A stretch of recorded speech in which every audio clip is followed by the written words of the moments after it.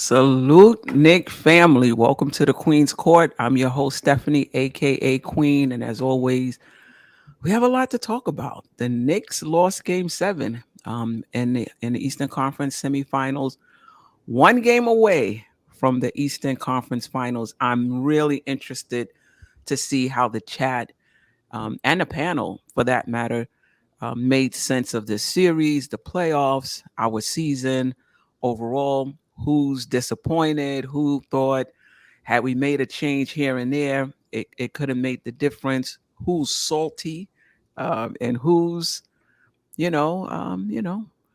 at peace with it, even though disappointed for sure. But you could be disappointed um, and at peace. So we'll talk about that. We'll talk about the playoffs overall. We'll do a quick season recap. We'll probably do an entire show on that. And then we'll look to the off season briefly again.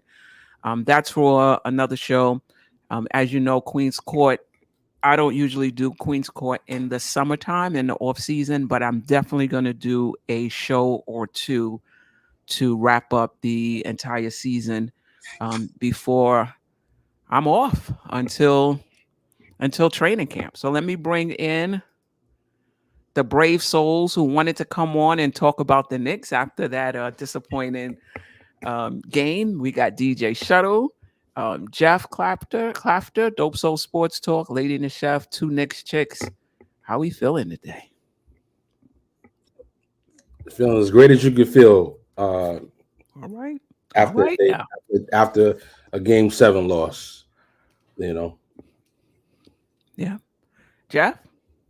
Well, the company is pristine. I wish I wish the circumstances were as well.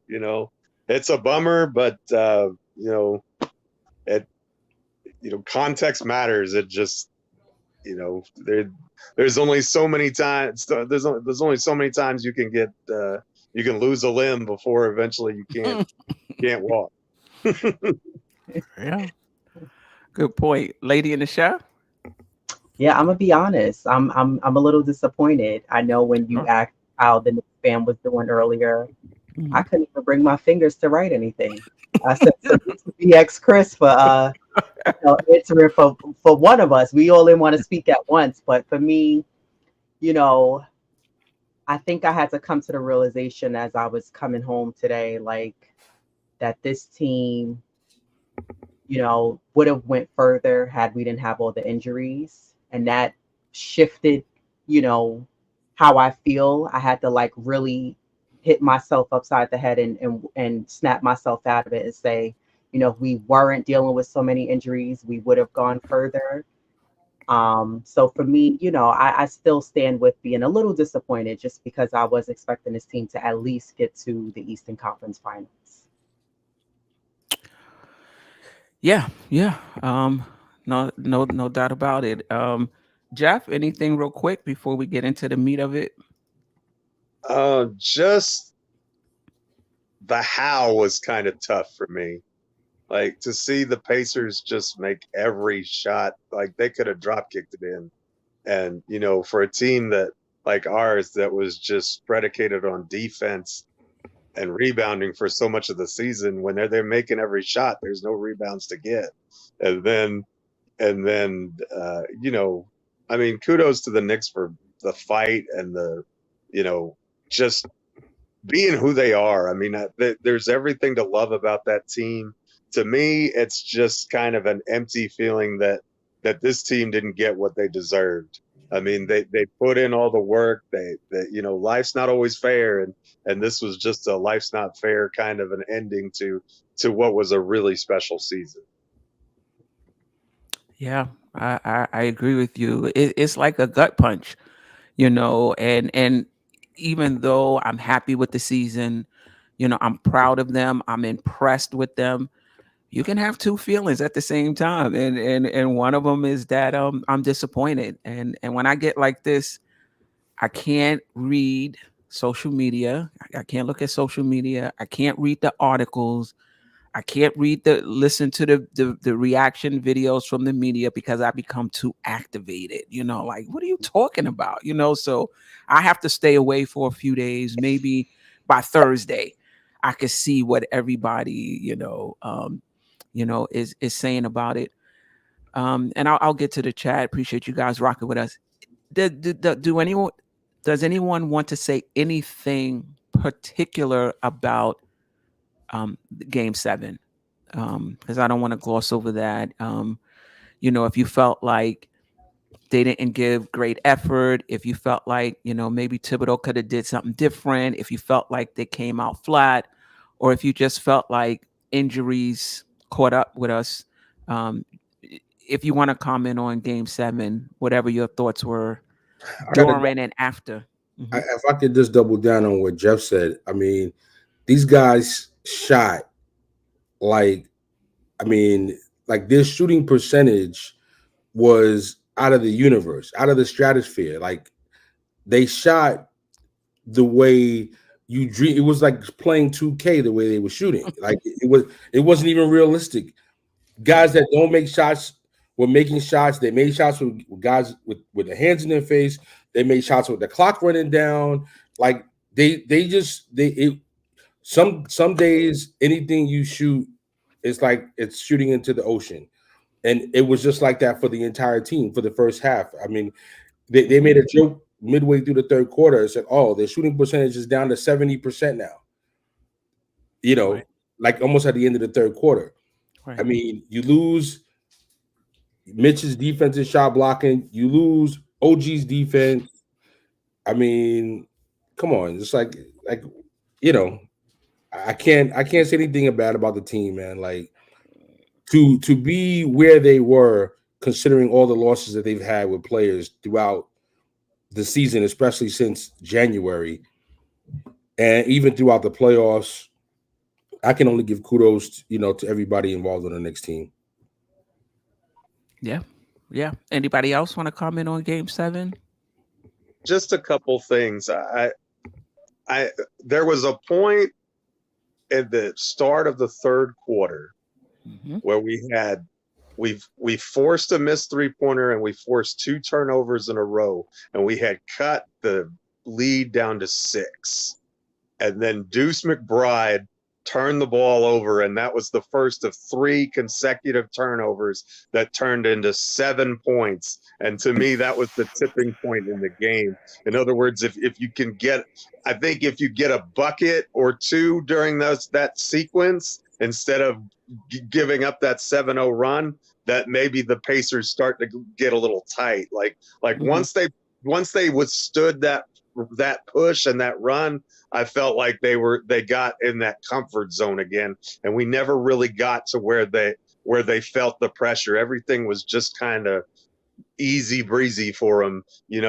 They were making everything. I mean, look, you're giving up mid-range shots and they're making all of them, like 7 of 7, 8 of 8, and it's like, I mean, as DJ Shuttle said, you just have to tip your cap to some of that stuff. I mean, it's just incredible. But that was the key sequence in the game to me. I feel like if we took care of the ball there and got a bucket, I think that the crowd would have continued to push them and motivate them and get them going. But I mean, it is what it is. Lady and the Chef, any thoughts on Game 7? And I get it if you're over it and you don't want to comment at all. No, I just think that it's funny because what DJ Shuttle was saying about not having like the defensive presence of Mitchell Robinson, not having OG, while I think that, yes, that stands very true and holds a lot of weight. And someone said that to Diva Locks and I on our Saturday show. We had a few people like in the comments saying, "Oh, but they're missing, this guy, they're missing that guy." And when we were referring to Game 6, and my rebuttal to that was, you can't necessarily blame the fact that you don't have those guys in the game, because who you have on the floor. So you're saying that those guys are not capable of stepping up defensively when we've seen them do it in other games throughout this series and round 1 series, and playing efficient, tight defense. And I think one of the things that I noticed with the last 2 games of this second round series against Indiana was that the Knicks, the body language, the effort, the defense was lackluster, and I just felt like it could have been a lot stronger, and the effort could have been there a bit more in the last two games, despite what injuries you had, and you didn't have, you barely had a healthy Josh Hart. OG tried to get effort and come in and help out, but I just thought that again, who was still on that floor defensively? I didn't see that effort like I saw in Game 5. I didn't see the energy like I saw in Game 5 and other games that we played so far throughout this playoff series, or some games like we played throughout the regular season. And one of the things that, Diva Locks and I were actually going back and forth because she was disagreeing with a lot of what I was saying. And one of the things I said was this Knicks team was ranked fifth in defensive rating. But there was a lot of games, or I should say a handful of games throughout the regular seasons. And there was, a few throughout the playoffs where I felt like while that stood on paper, I didn't see it correlate in games. And I understand that in some games, teams are going to have an off night, players are going to have an off night. But I just felt like as a whole, the last two games, I just wanted to see a bit more effort defensively. And to Jeff, what he was just saying, it was like the silly mistakes that these guys were having. So I don't know if it was just a case of being gassed. I don't know if it was,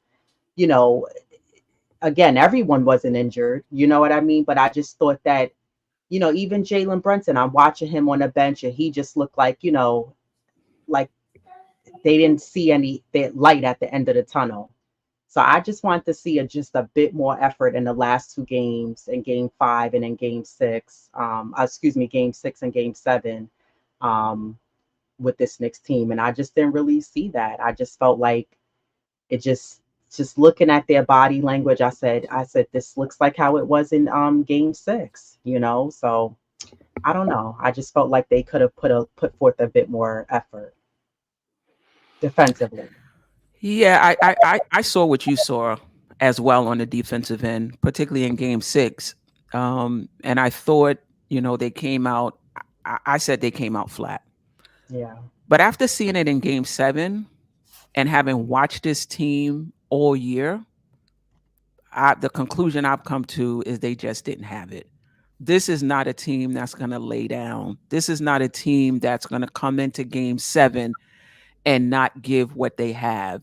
But when you don't have it, you're given all you have, but it's not making much of a difference. That's just how I'm making sense of it, just given what I've seen from this team throughout the entire season.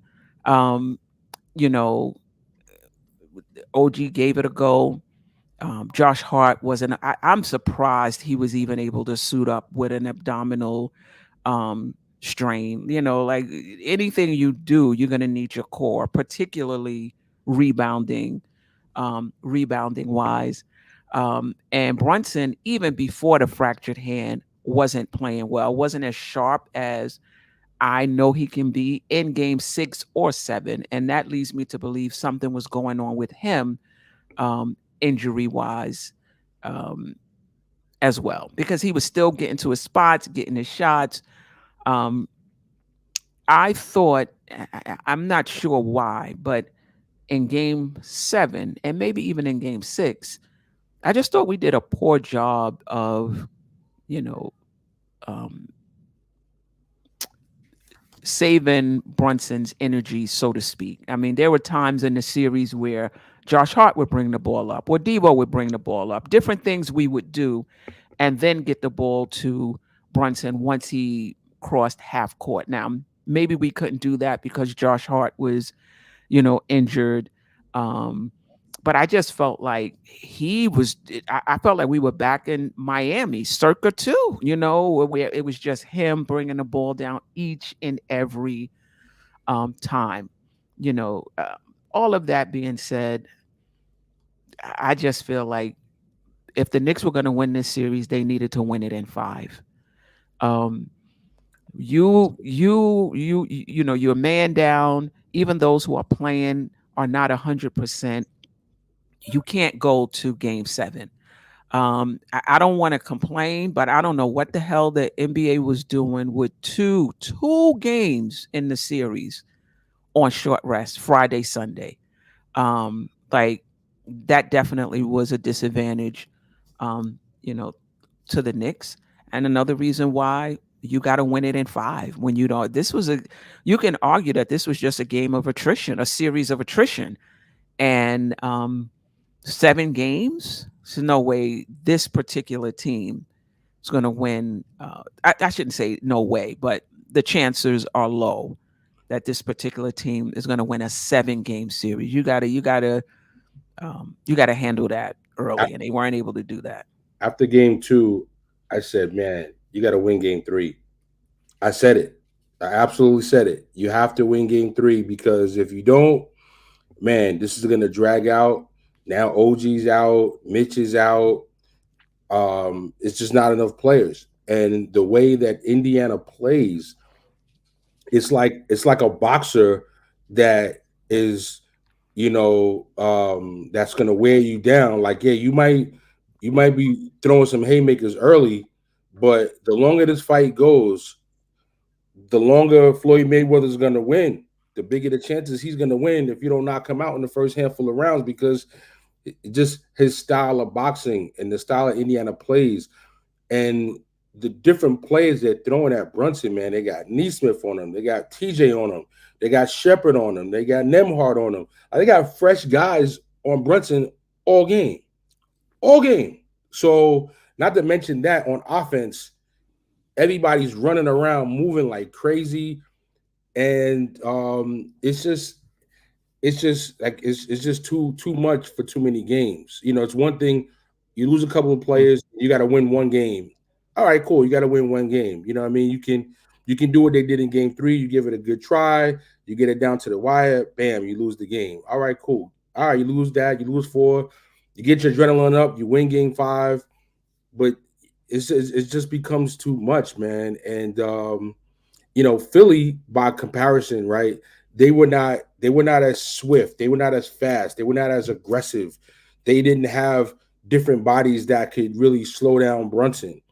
And and that gave the Knicks an opportunity to come back. And they were a little bit more healthy in the Philly series as well. So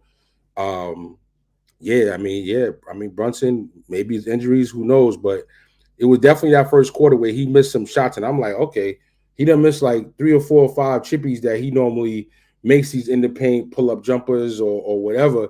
And I was like, all right, he'll get, he'll warm up. And he eventually hit a couple of shots, but he never really had his full groove. And I was looking for that 4th quarter captain clutch, but 3rd quarter he went out, and that was it. Yeah. I mean, I think the chat is split, at least for those who commented on it, and there's some that felt like they were gassed, they didn't have it, and others who felt like they didn't show up, that the energy, the energy wasn't there, the effort wasn't there. I know Lady in the Chef commented on that. I commented on that. Jeff, DJ Shuttle, where do you stand on that? I don't know. It's really difficult to say because you talking about a team that's playing basically 6 guys, at the end there, and you're talking about, quick turnaround. Josh Hart is playing with an abdominal strain that normally players sit for 3 straight games. You know what I mean? It's usually you're out at least 8 days with that injury, and he's playing. OG came in and gave us 5 minutes. And then Brunson, when Brunson left with a broken hand, we were down 12. I'm not saying that's an impossibility. I'm just saying that, if like Shuttle says, if Brunson can get cooking in the second half like he did in game 6, he really made some shots at the second half of game 6. You never know what could happen. I understand the Lady in the Chef's point of view, though. I mean, we were giving up a lot of shots, but I thought they made a lot of tough shots too. Like, and shots that as a defense, like when you're playing the Pacers, you have to give up something.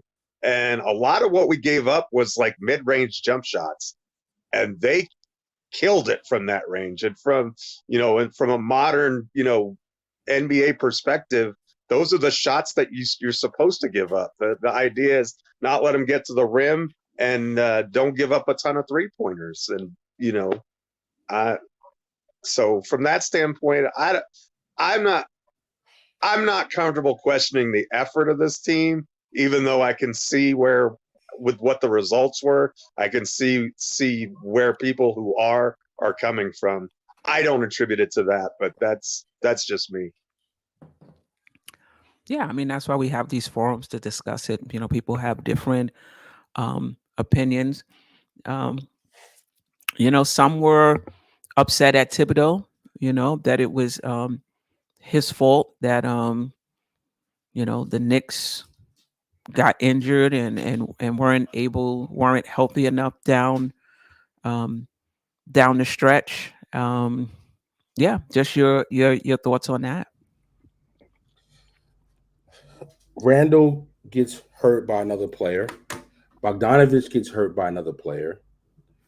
Mitch has never played more than 27 minutes a game in his entire career, and he can't even stand up straight without falling down. I can't attribute any of this to Coach Thibodeau. And he got hurt by another player, by the way. And he got hurt by another player. OG just had 20-plus games off before coming back, having a hamstring injury, which is an injury that could happen from dehydration. It could happen from lack of stretching. There's too many possibilities of the root of a hamstring injury. And I don't know, as far as I'm concerned, you're a professional athlete. If you can't play 44 minutes a game with the best treatment that there is to man, with first-class flights going to and fro, I'm sorry. And no practice. And at this point in the season, you're not even practicing.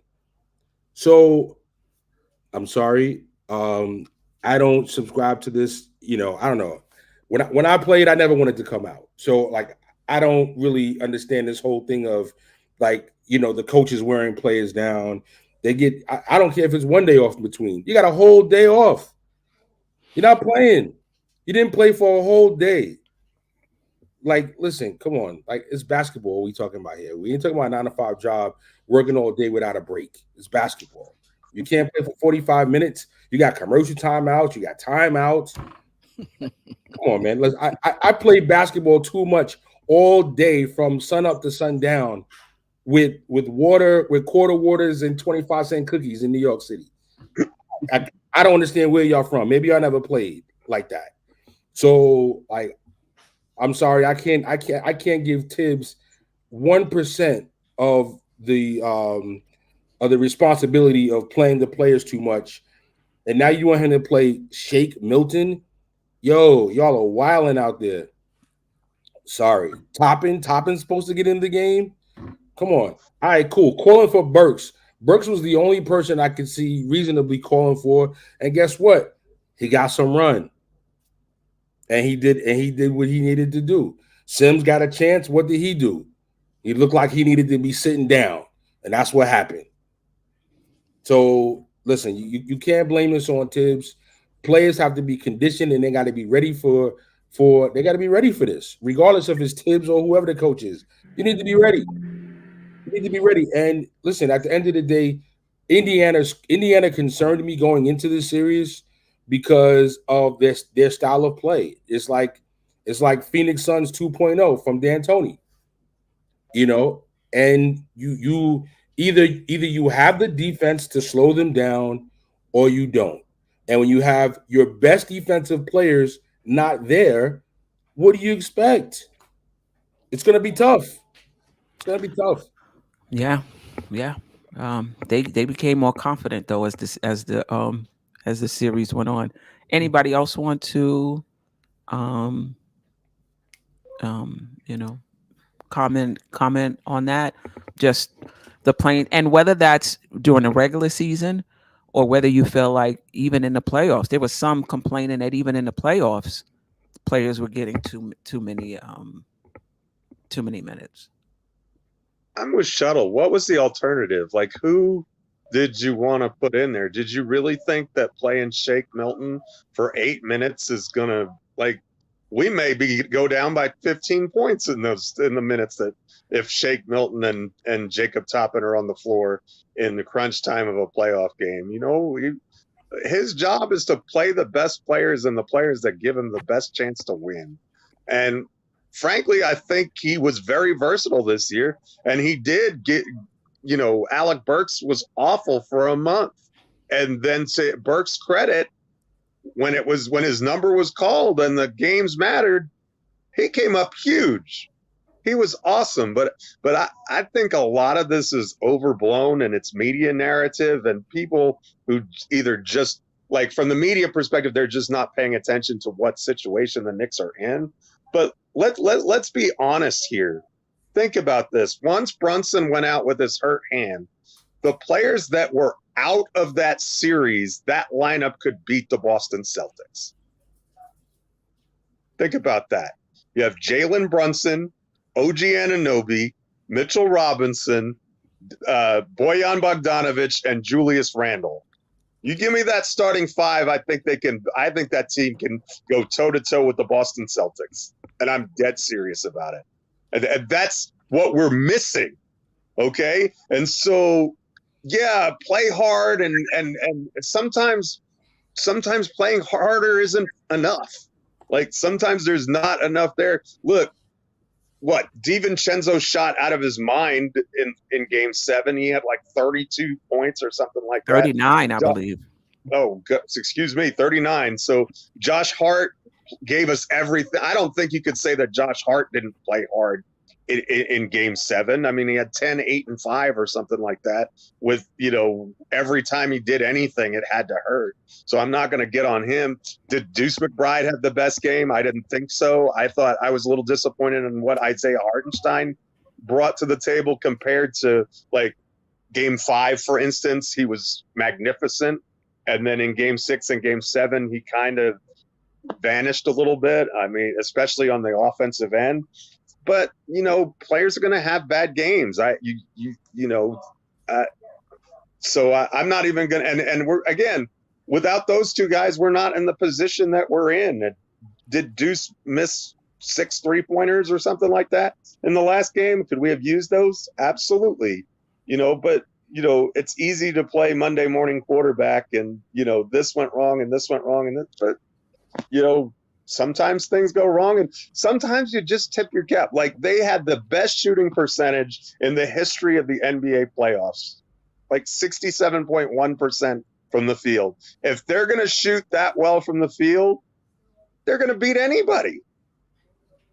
And frankly, the Knicks were right in there for a lot of the game. That's the incredible part. We were down 6 early in the second half. When Burks made that little run, I think he cut it to 13. Like, if that doesn't tell you how hard these guys were playing and how much they cared and how much they were pushing as hard as they could possibly go, I don't know what does. And maybe I'm just my orange and blue colored glasses on and I'm a homer. And if that's the case, I apologize. But honestly, if I'm looking at it, I don't know how much more that group with what they had left could have done.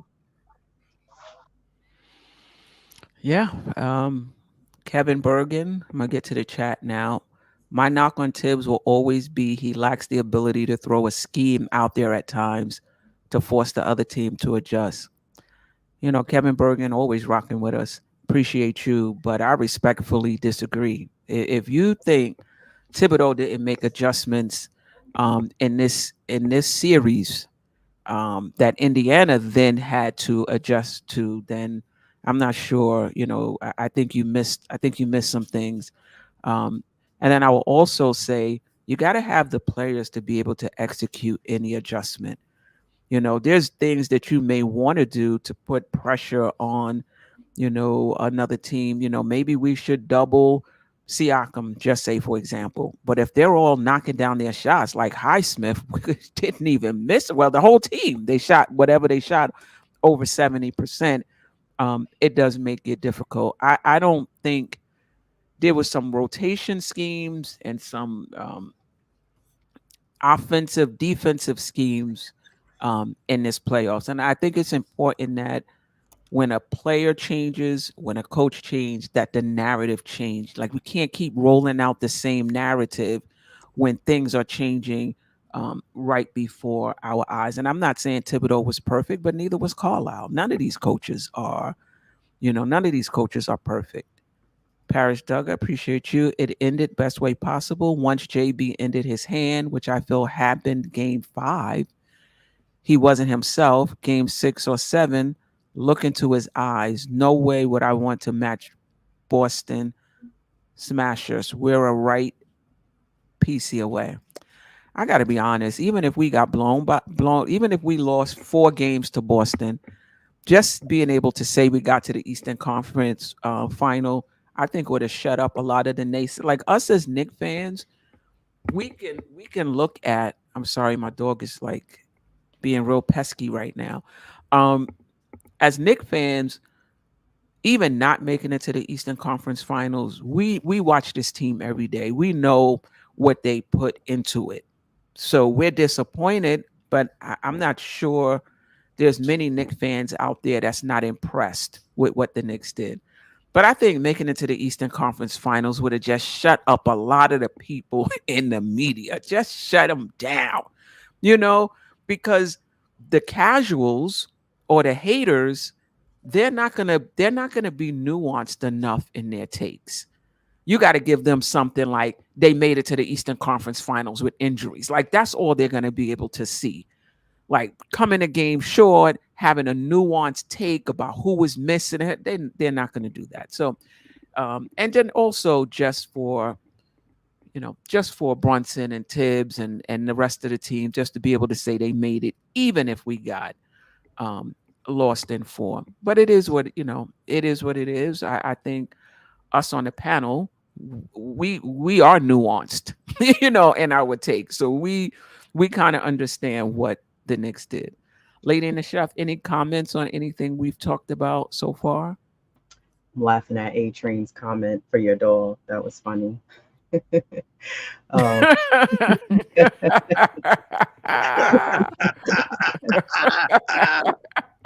A Train with the Hold comment on, of the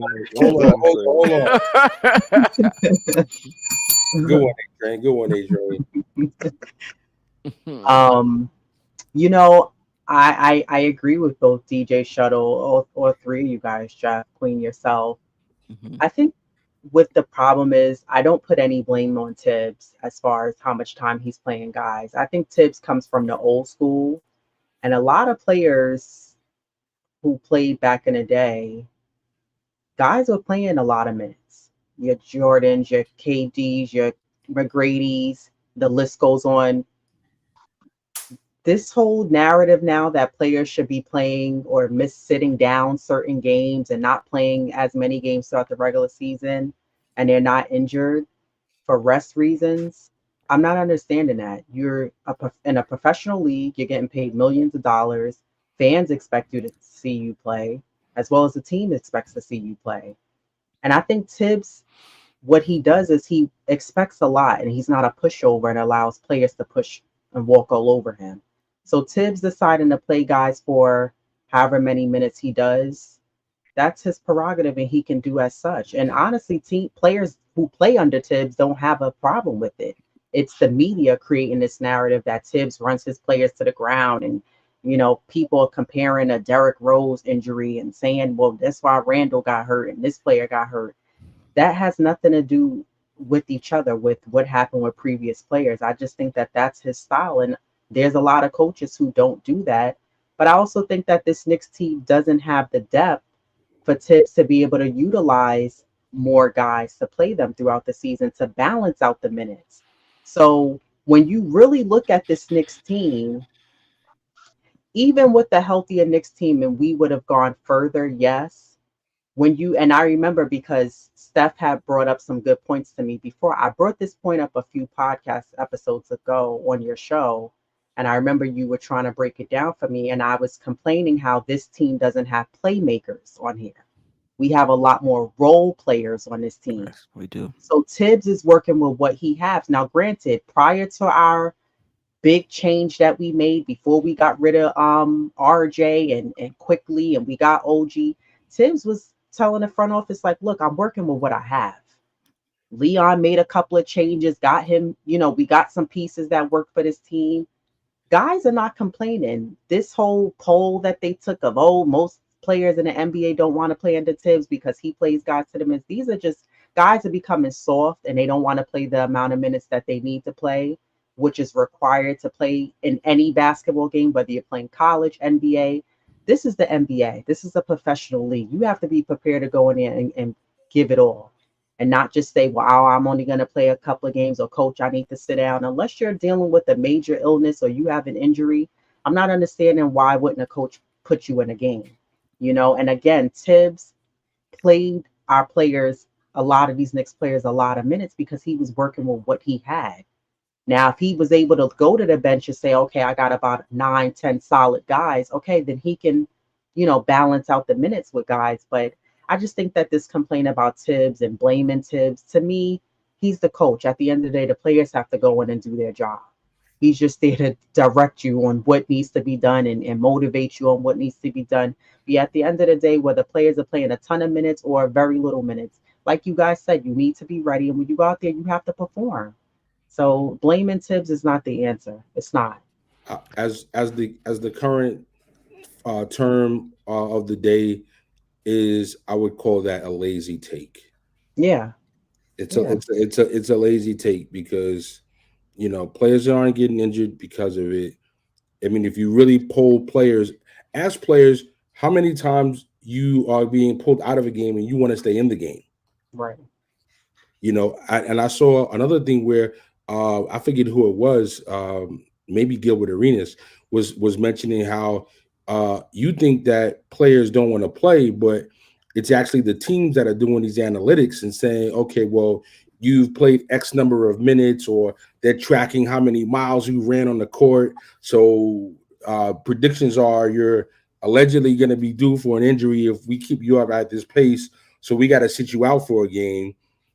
And it's not the players that are saying they want to sit out. The team actually comes to the players and says that we want to come out. So, you got to get fully in tune with what's going on. I mean, I'll say this about the playoffs, and shout out to Phil Porto and Morning Brew Crew and the work they're doing over there. I was watching one of their shows, and he was actually reading off, talking about the playoffs, players who were playing more minutes than the Knicks. I think Brunson may have been top 5. Was fifth. He was 5th. Mm-hmm. So and I think after that it was Josh Hart, maybe at 7 or something like that. But the point is, once you get to the playoffs, you ride your best players. Tibbs is not the only one riding his best play. These are teams that probably didn't have I know didn't have the injuries that the Knicks had, and they were still playing their players 45, 46 minutes a game, because in the playoffs, the margins are slim. You want to go with your regular rotation and put the 8th man in for his usual 14 minutes. That could be the difference in the game. So it's most coaches, not all, most coaches tighten up that rotation in the playoffs and go 7, 8, a 7 and a possible, like a 7.5. In the playoffs. That's not just Tibbs, but I think that if you're not reading the newsletters, shout out to Jonathan Macri, you're not, reading, you got to have, at least for myself, I have a few content creators that I listen to. My go-to guys, the newsletters that I go to where I'm going to get real analysis of the games. And they'll talk about these points, and it helps to give you perspective. Because if you don't have that, you're just going by what you're thinking, doing, everybody running them in the ground, paying them 40 minutes. Then when you look at where they're ranked, 5. On an injured team, Brunson is ranked 5, not first, 5. So, I think I appreciate everybody rocking with us in the chat, but there's some content media, not media personalities, because a lot of these jobs, I think we're in the entertainment era now. So, You're not going to get the Hubie Browns and the Mike Fratellos, like these basketball analysts. You're going to get media personalities, players who have some experience playing, but the analysis of the game is just really taking a hit now that we're becoming so.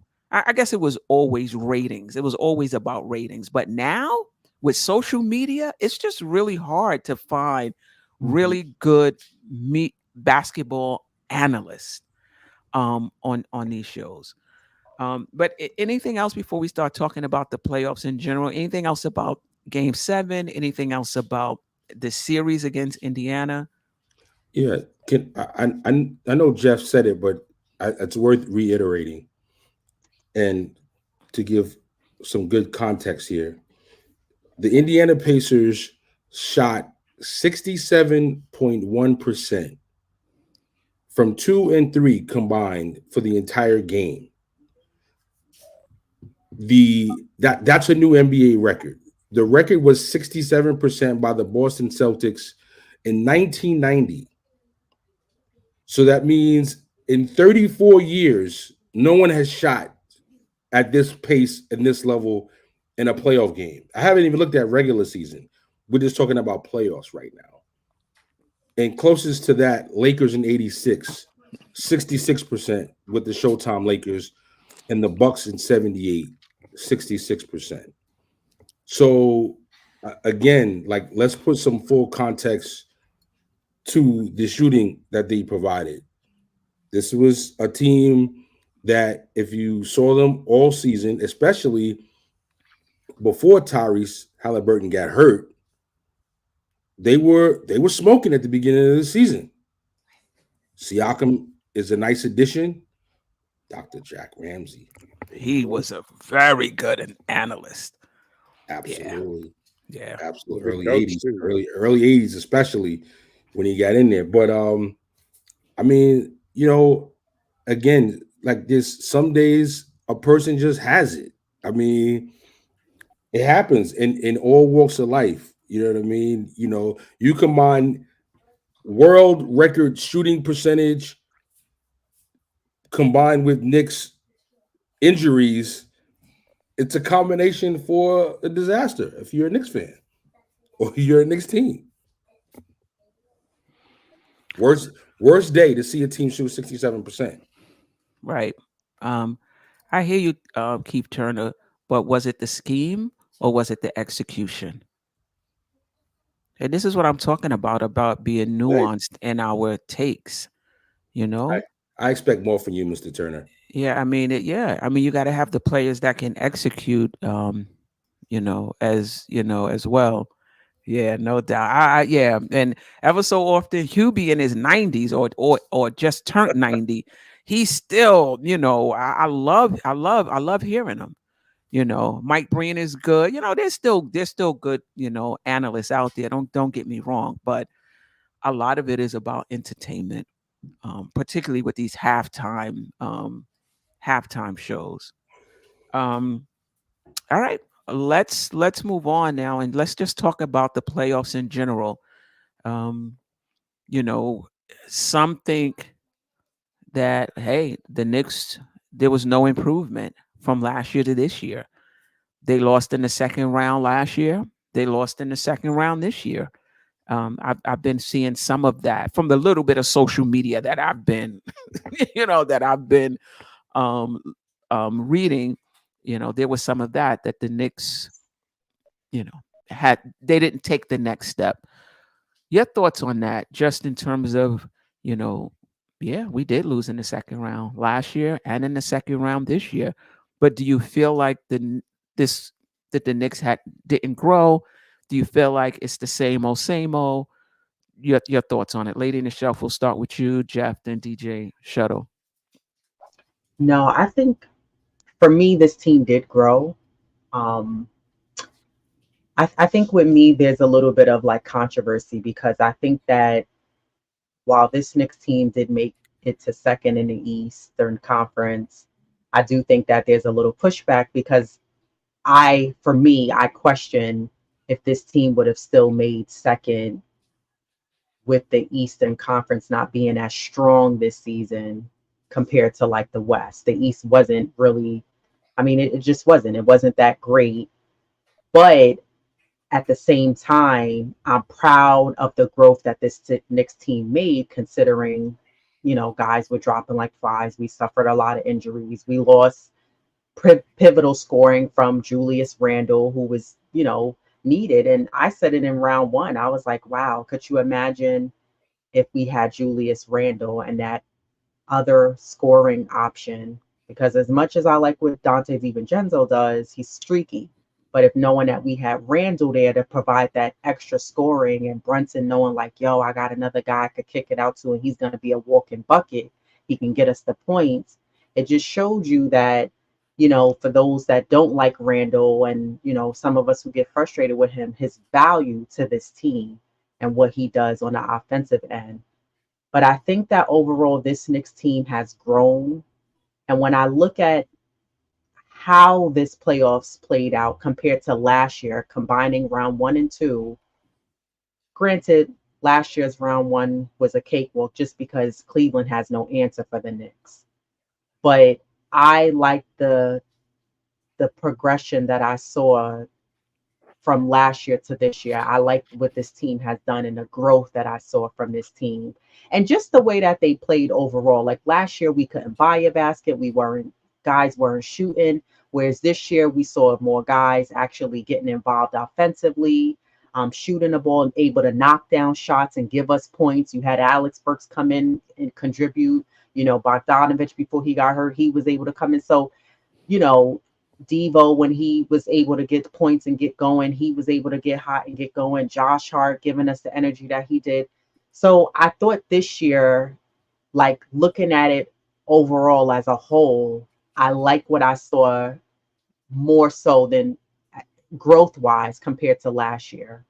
But I think my stands is still where's it at. I am a little disappointed because I didn't want the Knicks to finish off where they did last year.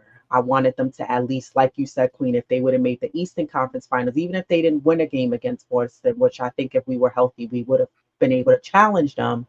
But I wanted to see the Knicks, I felt like they had this like get better each game, get better every day, get better next year. The Knicks are continuing to prove that they can be a playoff bound team, which, as I said, they need to become known as a team that makes the playoffs. But I think next year the emphasis has to be you got to get to the next round, because now this is 2 years now that you made it to the second round. Next year you got to make it to the next round. But otherwise, as a whole, I like the growth compared to last year playoff to this year's playoffs and where this Knicks team has went as a whole. Mm-hmm. Jeff? Yeah, two things can definitely be true at the same time. I can be disappointed with the end result, but still be able to look at it through the lens of what this team endured and went through and how they just kept coming and were relentless and just epitomized a city that adores them and look, how many seasons were we done by February? Like, in February, we're like looking at Tankathon and the lottery and okay, well, maybe we can get this one. Maybe we can get that one. Sure would be nice to have this guy or that guy, so we've been through all that. Well, this year it was May 19th and we're still playing basketball. That's what I remember growing up. That was Patrick Ewing era Knicks. We like making it to the second round was what we did. I mean, did we get much further than that always? No, but look, it doesn't seem like much, but we did better than last year. Last year, we won 2 games in the Eastern Conference semifinals. This year, we won 3.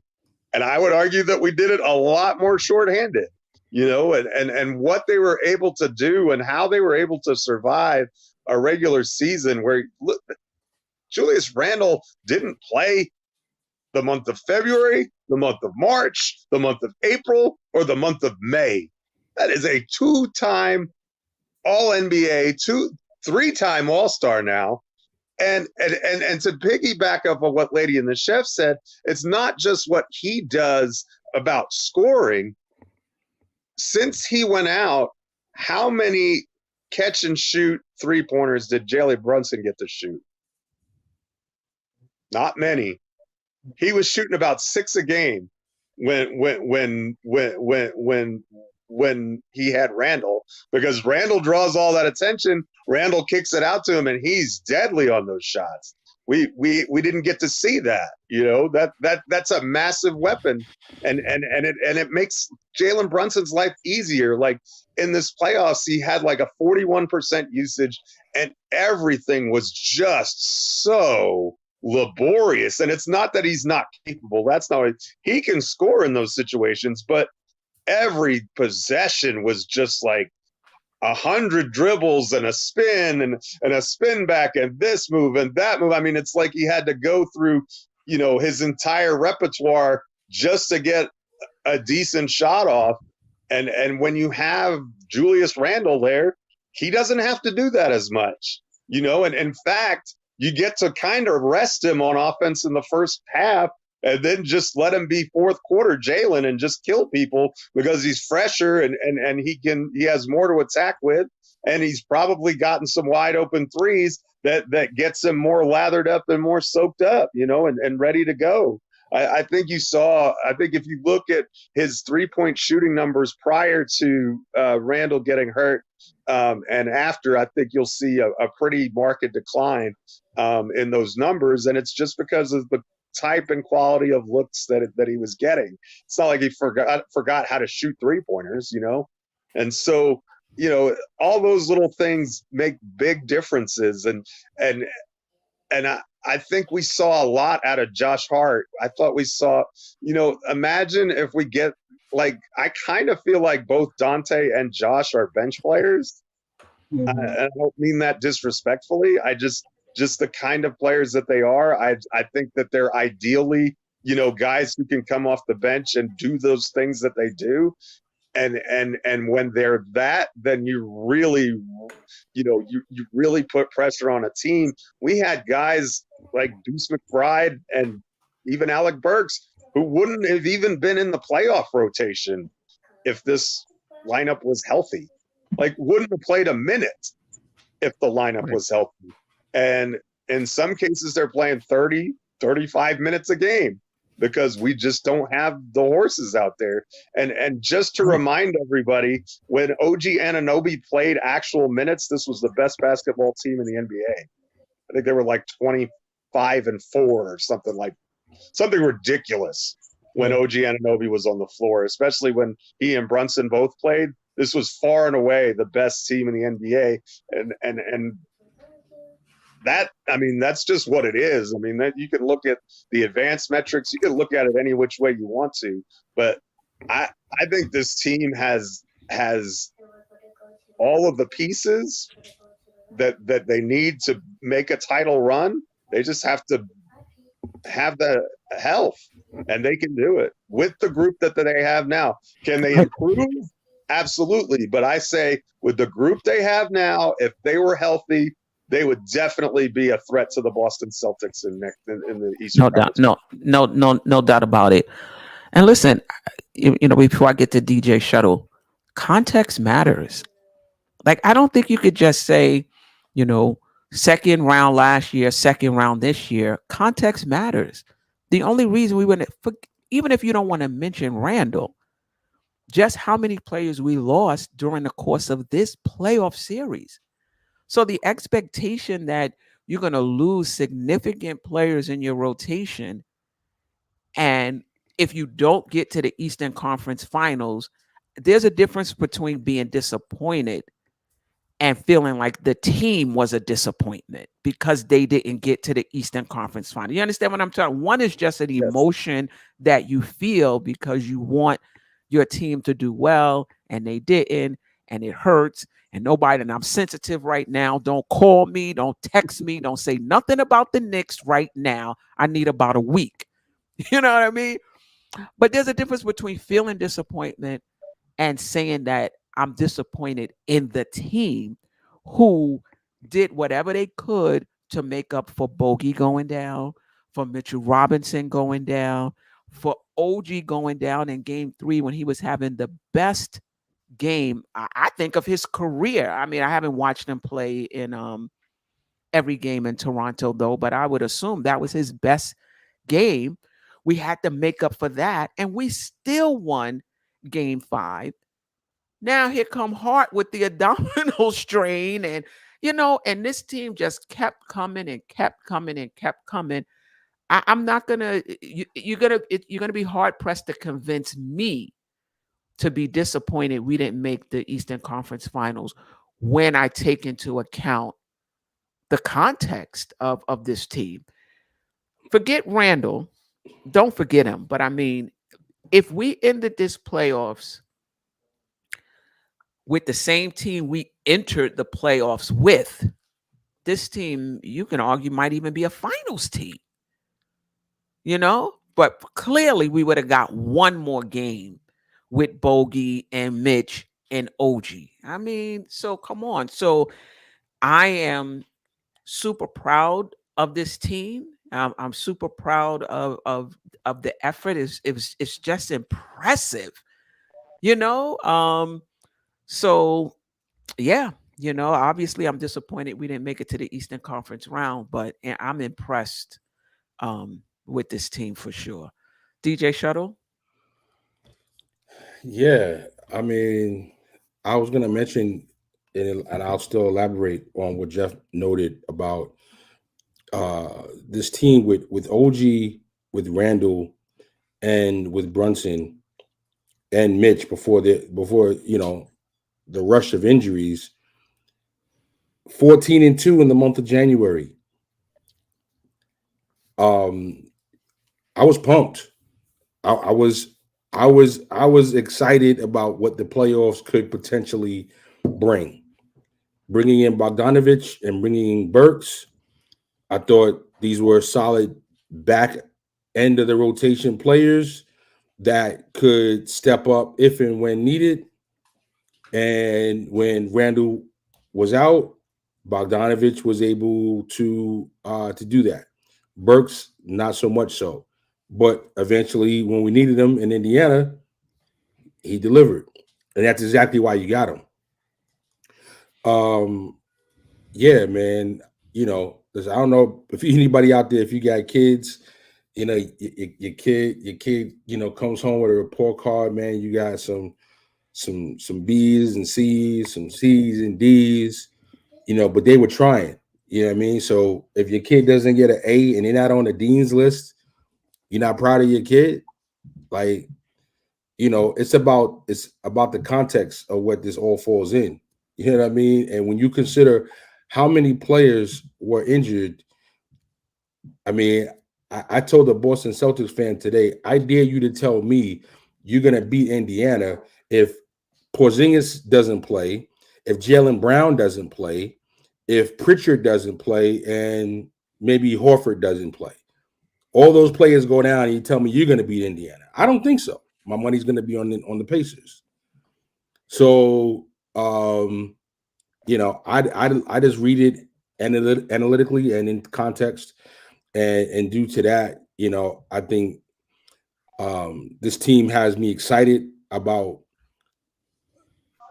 the right moves in the off season and where this team could be going. Like, I feel a lot more confident about where the team's going now than I felt at this time last year. Facts. So, assuming you're re-signing OG, that to me should be a given. And you bring him back and you get him back healthy with the team as you have it. If you re-sign Ahart, then you get everybody coming back. You get everybody that matters coming back. Even if you don't make a trade, you got a couple of draft picks, you get some young players, you get them in the farm system, you get them, get them, start coaching them up, maybe one in the G League, two in the G League, whatever it takes, start building up the young players again, like you had. So you still got all these picks. You can still make a deal in the trade deadline again next season, like you did this year. And you can take the team, it's like slow and steady winning a race with this team as you add Thibodeau type pieces, and you add pieces that are cohesive with the new leader of the team, Jalen Brunson. Yeah. No doubt. And we'll talk a little bit about the off season and next season, but just let's talk about the season in and of itself briefly. We'll do shows where we will stretch this out. We'll do entire shows on the season recap, but let's just talk about the trade for OG. In hindsight, do you think that was a good trade? Um, and then we can also talk about the Bogey Burks trade. Do you think those were good trades for the Knicks, or do you think, maybe had we stayed pat, um, there would have been a different outcome? So yeah, let's just start with talking about the trades, and then I'll have some other questions about the season. Jeff, we'll start with you, then DJ Shuttle, then Lady and the Chef. Well, I want to answer your question, but I do also want to say I wonder how Knicks fans would be feeling if the playoff opponents were reversed. Like if we had beat Indiana in the first round and then came across Philly with Embiid and Maxey, would the feeling be a little bit different? Because, I'm wondering because the Pacers, it just felt like we were the more talented team when we were healthy, and we didn't really get to show that. But I'm wondering if it was kind of swapped. I'm wondering if the vibe, if those vibes would be a little bit different. I kind of feel like some people out there aren't really respecting the Pacers, and I think that may be where some of that negativity is coming from. But and I respected the Pacers coming in. Like I said, I'll repeat that. Like the Pacers scared me very much coming into this series because they play so fast. They move the ball, the motion, the shooting. Like they got quality shooters all around. So, I don't know. Like if you're not watching the Pacers, like you said, maybe you don't realize who you are up against. I had the Knicks winning in 5, and I think had we stayed healthy, we would have won in 5. I agree with that. I think we, and no disrespect to them. I just think if OG is healthy, even forget even Bogey, and Robinson. If OG is healthy this season, this series is over.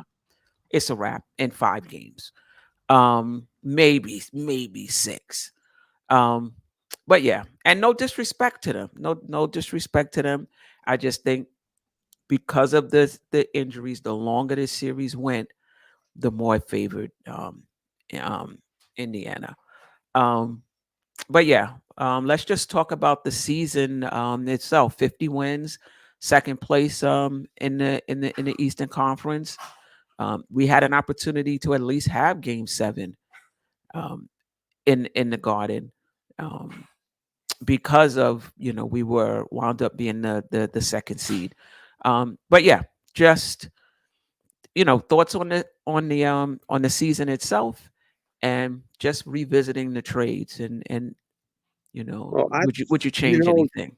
You have to give to get, right? I think that's one thing. I think sometimes we expect Leon Rose to just pull some trash out of the dumpster and turn it into an all-star player, and that's not how the real world works. I mean, the Celtics managed to do it a lot more than you would expect, but most of the time that's not how it works. I mean, if you're going to get a Tyrese Halliburton, you're going to give up a Domantas Sabonis, right? There's a give and take to everything, and I think that I think Quick and RJ are good young players. I think that they're going to play well in Toronto, but for us, I don't think we would ever go on a run like we went on with a healthy OG, Randle, and Brunson with those two, because he fits so much better with what we're doing. He's a great corner 3-point shooter. He doesn't demand the ball. He's the long defensive wing, defensive player of the year type who can lock down 2 through 4. You can do so many different things with him, and a lot of what he does, you can play him off ball and it's like he's guarding 1.5 people. I mean, he's just in so many ways, and obviously the big question, and it's been a question with him his whole career, if we're being honest, is he going to stay healthy enough at crunch time when it matters? Like during the regular season, if you only get 60 games out of him, I think you can live with that because I think you'll be good enough in those 60 games to get you where you want to be. But when it comes to the crucible of the playoffs, how reliable is he going to be? And that's going to be the ultimate question when it comes to whether that was a successful trade or not. But I also don't want to shortchange Precious Achiuwa. Precious Achiuwa was a vital part of this team, and I'm the one who's thought he was just a complete throw-in who had no future in this team. I said that on this program, I think, or on the Queen's Court. I may have said it on both. I just didn't think that he – and, man, did he's a flawed player. He doesn't have much of an offensive game, but I love his defensive versatility. You know, when we asked him to, he was coming in. He was playing 40-plus minutes a game, doing a really good job under less than ideal circumstances. I think that he and OG Anunoby play well together. They provide a switchability factor that is really nice. You know, and then there's the question of acquiring the two Detroit players. And, you know, I was really high on Quentin Grimes coming into the season. I was really looking forward to what he could become. And I think in some ways he would have helped against a Tyrese Halliburton just because defensively, I think that he has the tools more so than most other players in the league to better deal with a player of his type. You know, and he's a little bit bigger than Deuce. You know, Deuce does a lot of those things, but, you know, those extra couple inches on Halliburton can really be good. And he's so good at getting back in the play and maneuvering through screens. So some of that stuff could have helped. I don't know how he fit in long term. I don't know how much you were going to have to pay to keep him. I don't know if it was worth it to pay that much to keep him. So I can kind of see the argument for letting him go and getting Evan out of here, you know, and bringing in someone who at least can come in and the coach can feel good about bringing them in and giving them minutes and trusting them on the floor, you know, and you know, frankly, Bojan's got a similar salary slot. So, you know, Right. we even talked about on this program that we would probably re-sign Evan or pick up the Evans option just because we needed the $18 million in case we were making a trade. So you turn that into a player in Bojan who, when he was healthy and it was kind of a freak injury, you know, the guy's diving for a loose ball and he lands on his ankle and that's it. You know, that's just a kind of unfortunate set of circumstances. But I thought, you know, Bojan did a really good job for us. Just, you know, he didn't always just shoot the best, but I just thought that he provided that element of shot creation that we haven't really had, you know, and he's able to do that, and he's a really good shooter, and so he did a really nice job for us, and look, Burks, when the games were important, Burks played well, you know. I don't know what that means going forward. I don't know if he has a spot on the roster next year. I don't know what is going to happen with him, but he was terrific in Game 7. Yeah, He's absolutely he was the best Nick on the floor and a lot of the time. I mean, DiVincenzo had a great game, but Dante runs me crazy. Does anybody else notice he really misses a lot of his drives to the basket? Like he gets inside and he cannot finish on his drives to the basket, and it runs me crazy because he does everything else so well. I mean, his 3-point shooting is better than I ever would have dreamed in a million years. His off-ball defense is insane. He's not the best on-ball defender, but I mean, I think he's a good defender overall. But you know, but back to the trade. I think, you know, again, you have to give up something to get something, and Burks and Bogdanovic provided some things that what we gave up wasn't giving us. So from that standpoint, I don't really think that it was a problem, and I don't think it really hurt us long term. It's kind of like with Obi Toppin. You know, Obi's had a good year with Indiana, and that's the perfect fit for him. but would you rather have had Obi Toppin coming in to play the majority of the 4 minutes, or would you rather have had the season that we got from Dante DiVincenzo? Because we keep Obi, we don't have the salary cap room to sign Dante, and so nothing happens in a vacuum. So I to me, I think that that there are tough decisions, there are tough choices, and for the most part, I think that the choices that we made have worked. I mean, OG's a perfect fit, and I think we got production out of those other two players at certain points of the season. Right. Thanks, Jeff. I forgot what the who was supposed to go next. I'll DJ jump in there. So, don't get me wrong, man. Certain things just hit my buttons. I was president of the Grimes fan club or the Grimes team, and it went really bad for me. So,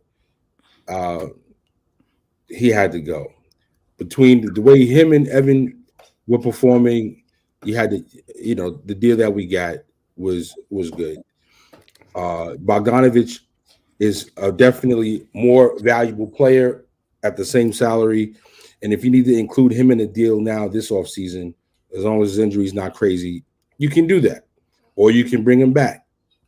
And he could be a valuable piece off the bench next season. You also talked about something that really hits my button, and that's Obi Toppin.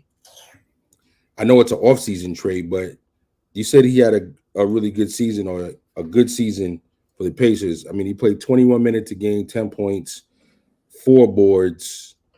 He did shoot 40% from 3, which is good. But, it just wasn't going to work here. You see the way he plays on Indy. He's playing no defense, the same thing that he wasn't doing here. And defense is a greater premium this season than it was last season. Partly why it's greater is because he's not here.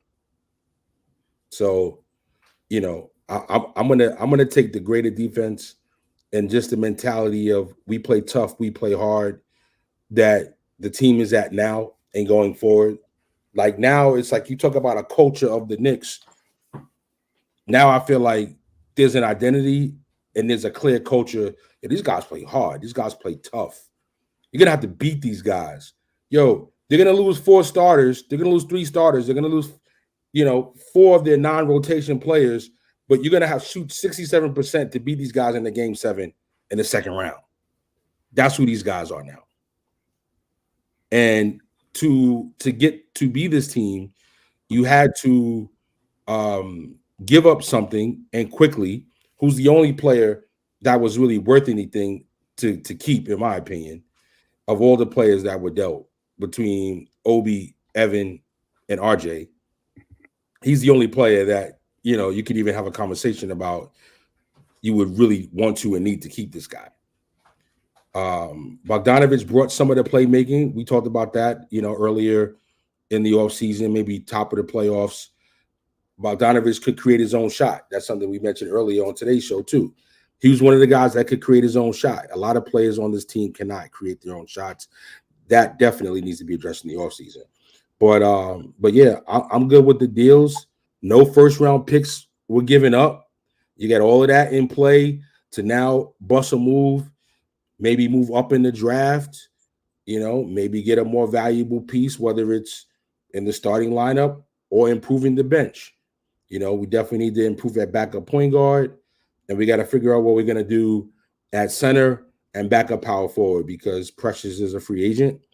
So, all these deals allowed us to improve the team this year and did nothing to hinder the team going forward in terms of, player growth, team growth, and trade flexibility and things like that. So I'm always in draft season mode. I'm always scouting the G League players and the college players. So I think there's room for the team to improve the back end of the roster in the draft if no moves are made. So I'm happy the team was able to make these deals, improve for the season and the playoff run, and be solid going forward. Yeah, for sure. Lady in the Chef, just your thoughts on the season overall and the trades we made, if your opinion has changed about them.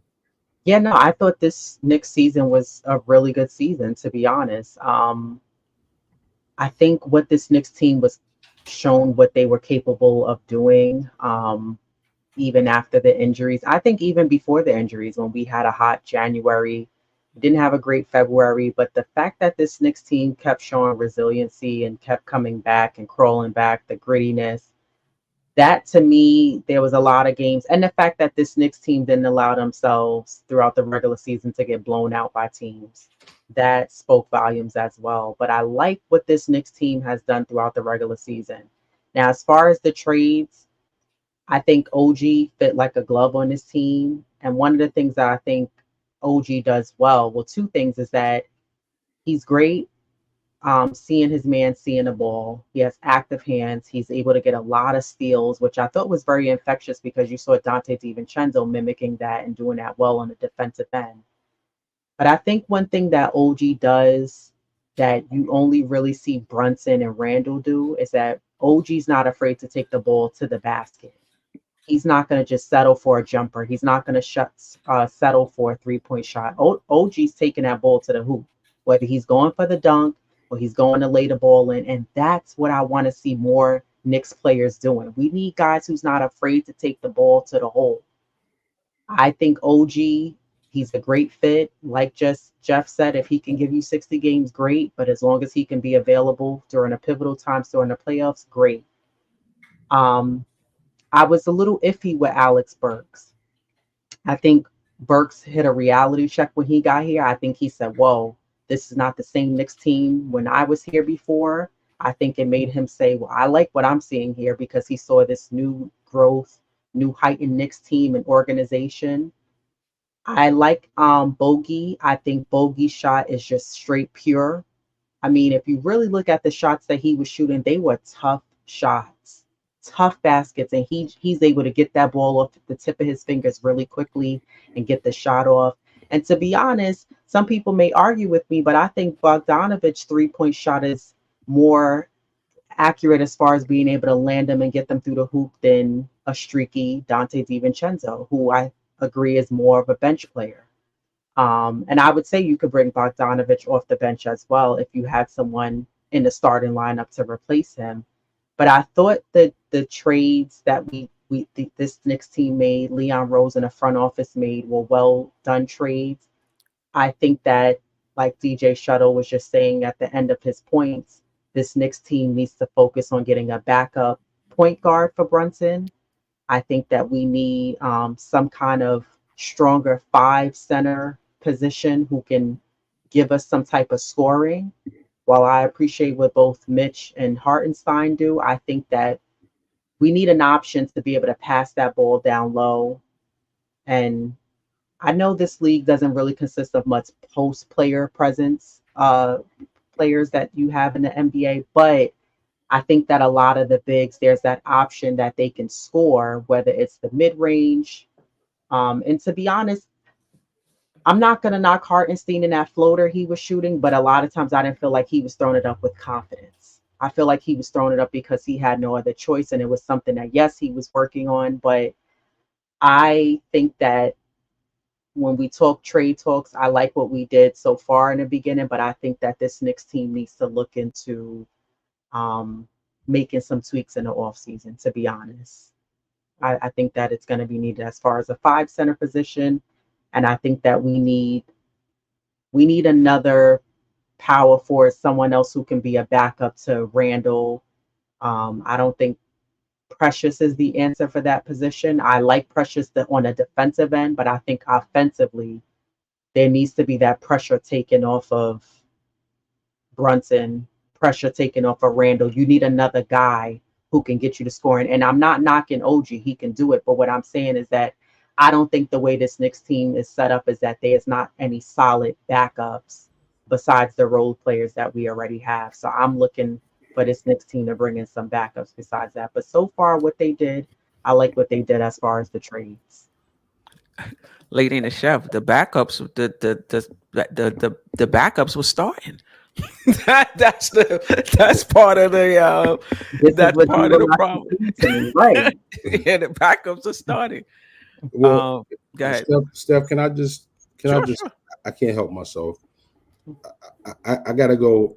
I gotta go draft and hot take. Can we please move up?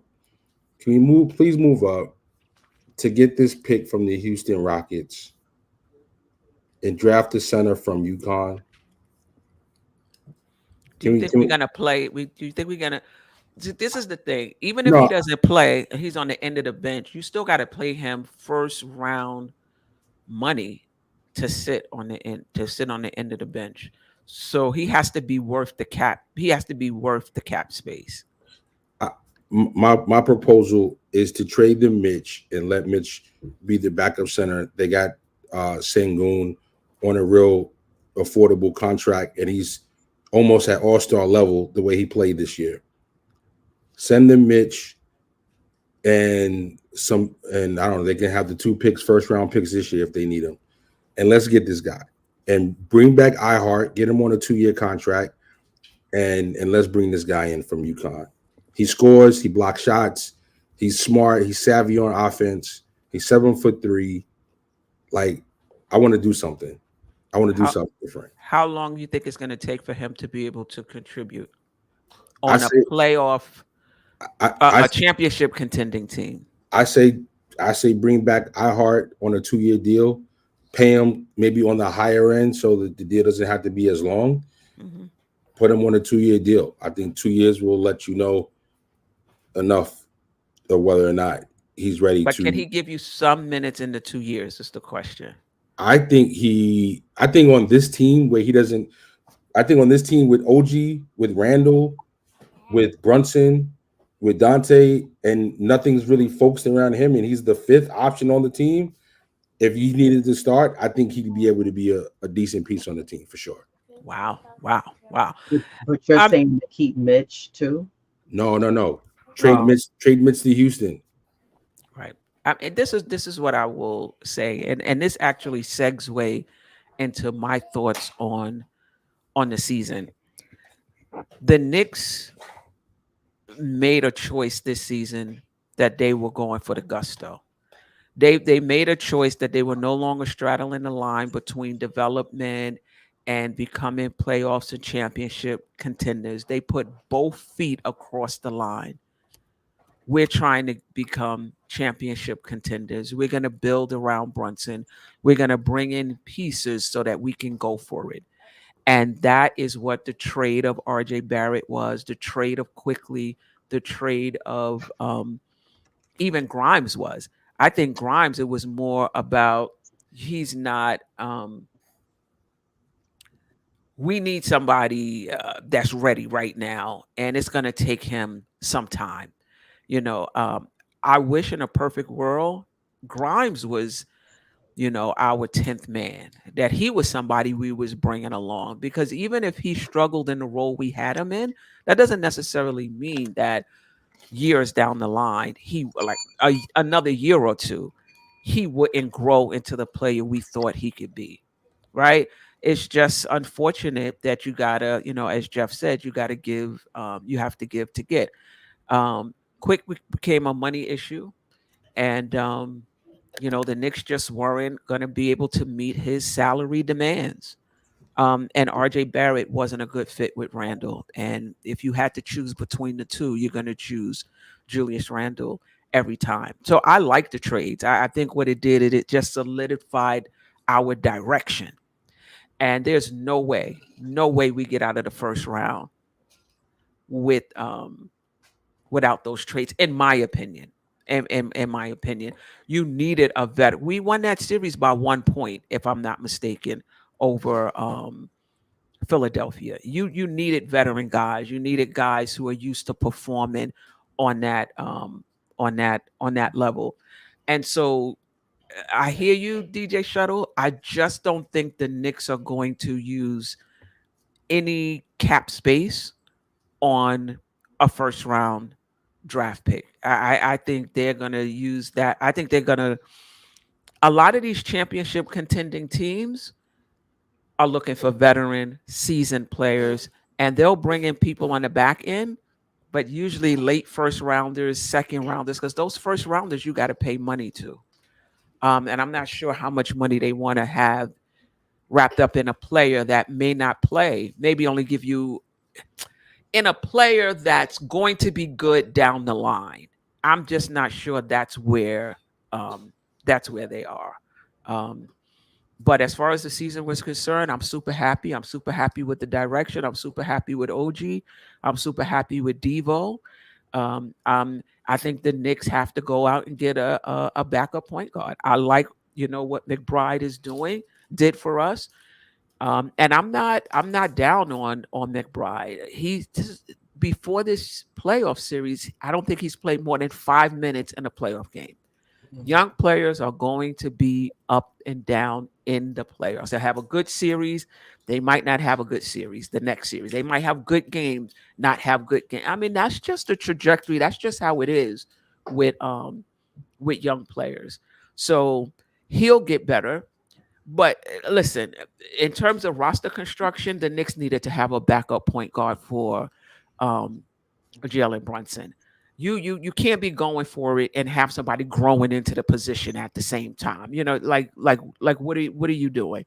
And I think next season, either you're gonna get a backup point guard like a McConnell or somebody who can man your second unit and play with Brunson, or you're gonna go out and get a starter who could play next to Brunson, who can another point guard doesn't have to be Donovan Mitchell. I'm actually thinking more along the lines of a DeJounte Murray, who he could take over point guard duties, and Brunson can play. Off the ball. Figure it out. That point guard, a backup point guard position, the Knicks have to figure it out.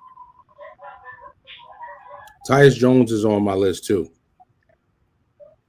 Yeah, he was on my list of Yes, backups. I like Yeah. him. Yeah, he's real solid, and he can man your second unit, and he could play. He could play besides Brunson, and let Brunson be play off the ball at times. Right. Yeah.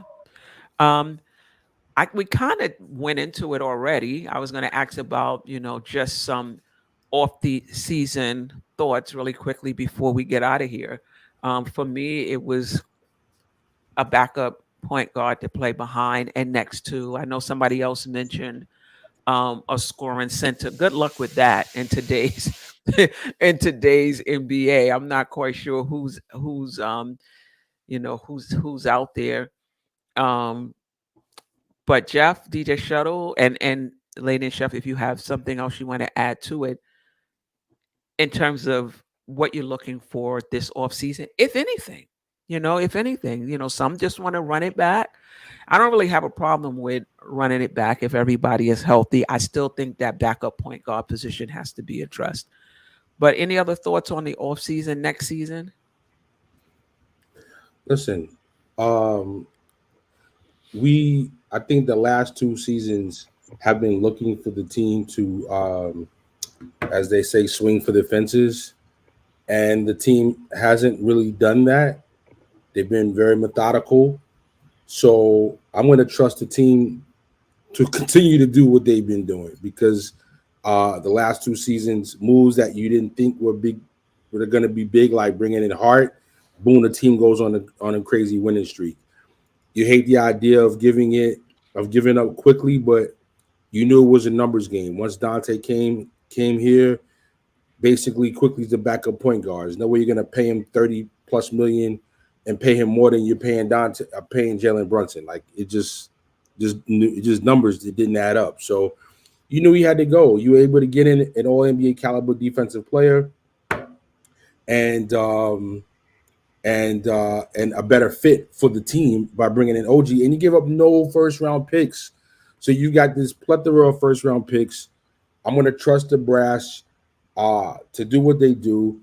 Again, we got Rose Jr., running OG's paperwork, so that should be a done deal. And it's just, to me, the biggest question mark, while point guard is definitely an issue, backup point guard is an issue, because you can't feel like Brunson comes out the game when you're going to lose a lead, or you're going to go -7 in 3 or 4 minutes. You got to deal with that, right? But for me, the biggest question mark by far is the center position. What are you going to do? Are you going to lose iHeart for nothing? Are you going to, I mean, we just talking about running it back, right? But you can't run it back with iHeart, who's a free agent and probably looking at like 25 million out there right now. Now you're going to be paying him 25 million, and you're going to be paying Mitch 15 million. You got 40 million tied up, and you don't have all-star caliber play at that position. So that's not really adding up, right? So forget about how I think or how I feel about either one of them, especially Mitch, because I don't be talking very highly of him, right? So forget about how I personally feel about Mitch. The numbers just don't add up that you could re-sign iHeart and that you would be keeping Mitch, right? So maybe iHeart is a sign and trade. You know what I mean? You get another center to come in, maybe somebody that's a backup, and you get another wing player or a point guard. I don't know. But to me, what are you going to do with the center position is the biggest question mark. And we got to figure that out. You know, it can go a couple of different ways. And I don't know. I'm high on the center from UConn, man. Houston's got an all-star caliber center in Sengun, and they don't need a center. They don't need a power forward. They don't need a point guard. Like they're pretty solid, and they could be the OKC of next season. But you trade them a couple of picks and maybe give them a player that could supplement their team. And you know, maybe they'd be willing to come up with that third pick, man. Klingman, man. I like this kid, Klingman. I think he could be a starting NBA impactful player. And you know, he put up big numbers in the Big East. You know, he didn't play in a little small school, and I like to at least see that, you know, as a possibility. But center, biggest question mark. Okay. All right. Jeff, I'm just going to throw some things out there. Do you expect OG Anunoby to sign an extension over $30 million? Do you expect Hartenstein to be back? Do you think Julius Randle will be on the team next season? Run it back or make changes around the edges? Is there an upgrade you'd like to see on the team? So pick any one of those, Jeff, Lady in the Chef, and then DJ Shuttle. We can run it back, and let's just try to keep it to 3 to 5, 3 minutes or so. I got an early day tomorrow. Okay, I'll try and keep it brief then. They don't have to be super brief, Jeff. But so I think DJ Shuttle is on the money about the center spot. My understanding, Shuttle, and this could be mistaken, is I don't think the Knicks can pay Hartenstein more than about $17 million with reachable incentives because of this early cap impact. Yep. Cap impact. So literally, I don't think we can even offer him more than that.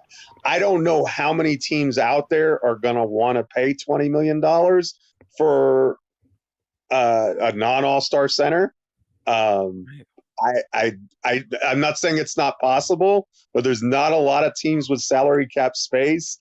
And the teams that do have the space, I'm wondering if they would be wanting to allocate that to a 5, as good as Isaiah Hartenstein has been. And I think he's been fantastic. So I agree with Shuttle. I think that the 5 spot is important. I think locking down Hartenstein is important. I think they can get him at that price point. Maybe I'm just being overly optimistic on that, but I do think that it's possible that you can give him a $17 million contract and keep him here. And it may be putting in an extra year or so on the back end that we may not want to give flexibility wise, but if we want to keep him, and he's still pretty young, so Yes, and that's been pretty durable. So I think that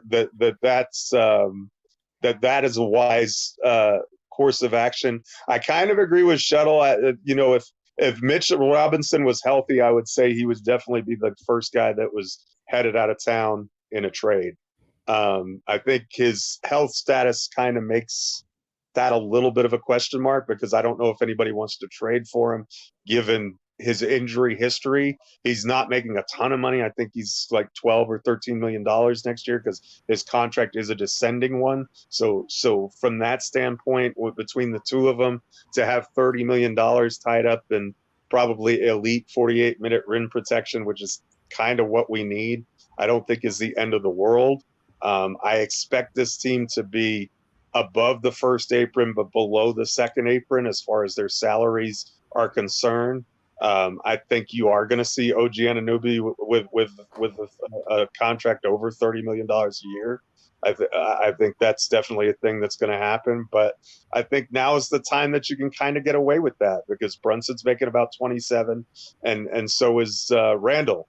And as far as it goes, and I'm not advocating this necessarily, don't be surprised if, I mean, even Shams said it today, other teams are monitoring what's going on with the Randle situation. I think the Knicks are willing to let go of Randle if the right deal comes along. I don't think it's going to be a fire sale. I think they're perfectly comfortable with having him come back and man the 4 spot. And I think that may be the primary plan, but I don't think they're going to be afraid to listen, especially if it means that somebody that they really covet, that's one of those top tier stars, the 1B for Brunson comes along. Whether you all know the names that are out there, I don't have to repeat them, but I think that's a possibility, just because I don't know that they want to pay him a max contract with the type of player that he's been. He's been mercurial in some aspects, and I like him a lot. I would probably pay him, but I just from the way the Knicks have operated up until this point, I kind of see Robinson and Randle as the most vulnerable to move, because they weren't necessarily Leon Rose's guys. And so I think if you're going to have avenues to improve the team, I don't think they're getting rid of the Villanova boys. And I think they like the ability of playing Josh Hart all of those minutes. If you bring back Julius Randle, he's playing 40. How much time does that leave for Josh Hart?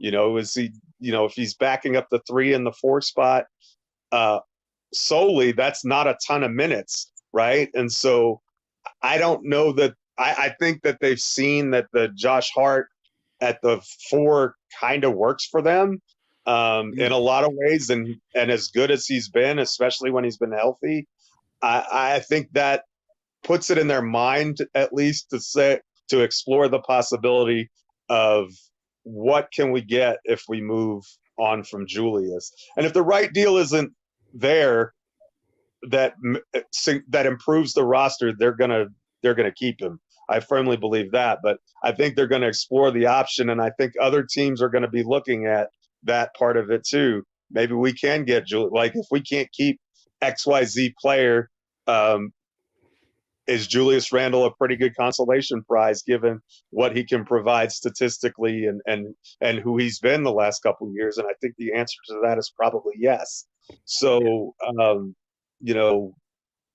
because again, DiVincenzo and Hart, the Nova boys, I kind of think they want them to get a ton of those minutes, and when the roster is fully healthy, where do Josh Hart's minutes come from? And then the question becomes, when he doesn't have that defined minutes role, do we get the Josh Hart that was kind of, we were wondering if he was even worth this contract in the first 25, 30 games of the year, right? Because he wasn't the same player that he was when he had that defined role, when Tibbs is like, yeah, you're playing 48 to 52 minutes, every night. So buckle up and get used to it. He had that defined role. He knew what he was doing. He was confident in how he was playing, and he was able to do that. If you say, well, if you cut him back, he should have more energy and stuff, but not having as defined a role sometimes affects players in a negative way. I think that was part of the frustration with Quentin Grimes toward the end of his career. I don't think he lost his starting spot. He kind of didn't know who he was and where he fit in, how many minutes he was going to get, all of those question marks. And he didn't handle that as well as Deuce McBride did. McBride, on the other hand, it didn't matter if he got 2 minutes or if he got 40 minutes. He was always ready to play, to his credit. And he didn't ever complain about it. He was always on it. So I think it's going to be a fascinating offseason. I would love to see a quality backup point guard somewhere in here. And I think you need to solidify the 5 spot. I think it's time to end the Jericho Sims experiment. Well, I don't even think that's an experiment. Sims he's a back of the bench player that shouldn't even get in the games. That's what I'm saying. I think, but I'd be surprised if we use both of those first round picks. I think we deal off at least one of them, if not both of them, because as you said, where does a rookie fit on this team? And do they want to just bring in 2 guaranteed salaries for guys who aren't really going to contribute or break the rotation? It's not considered that deep a draft anyway, in my opinion. So I'm not sure.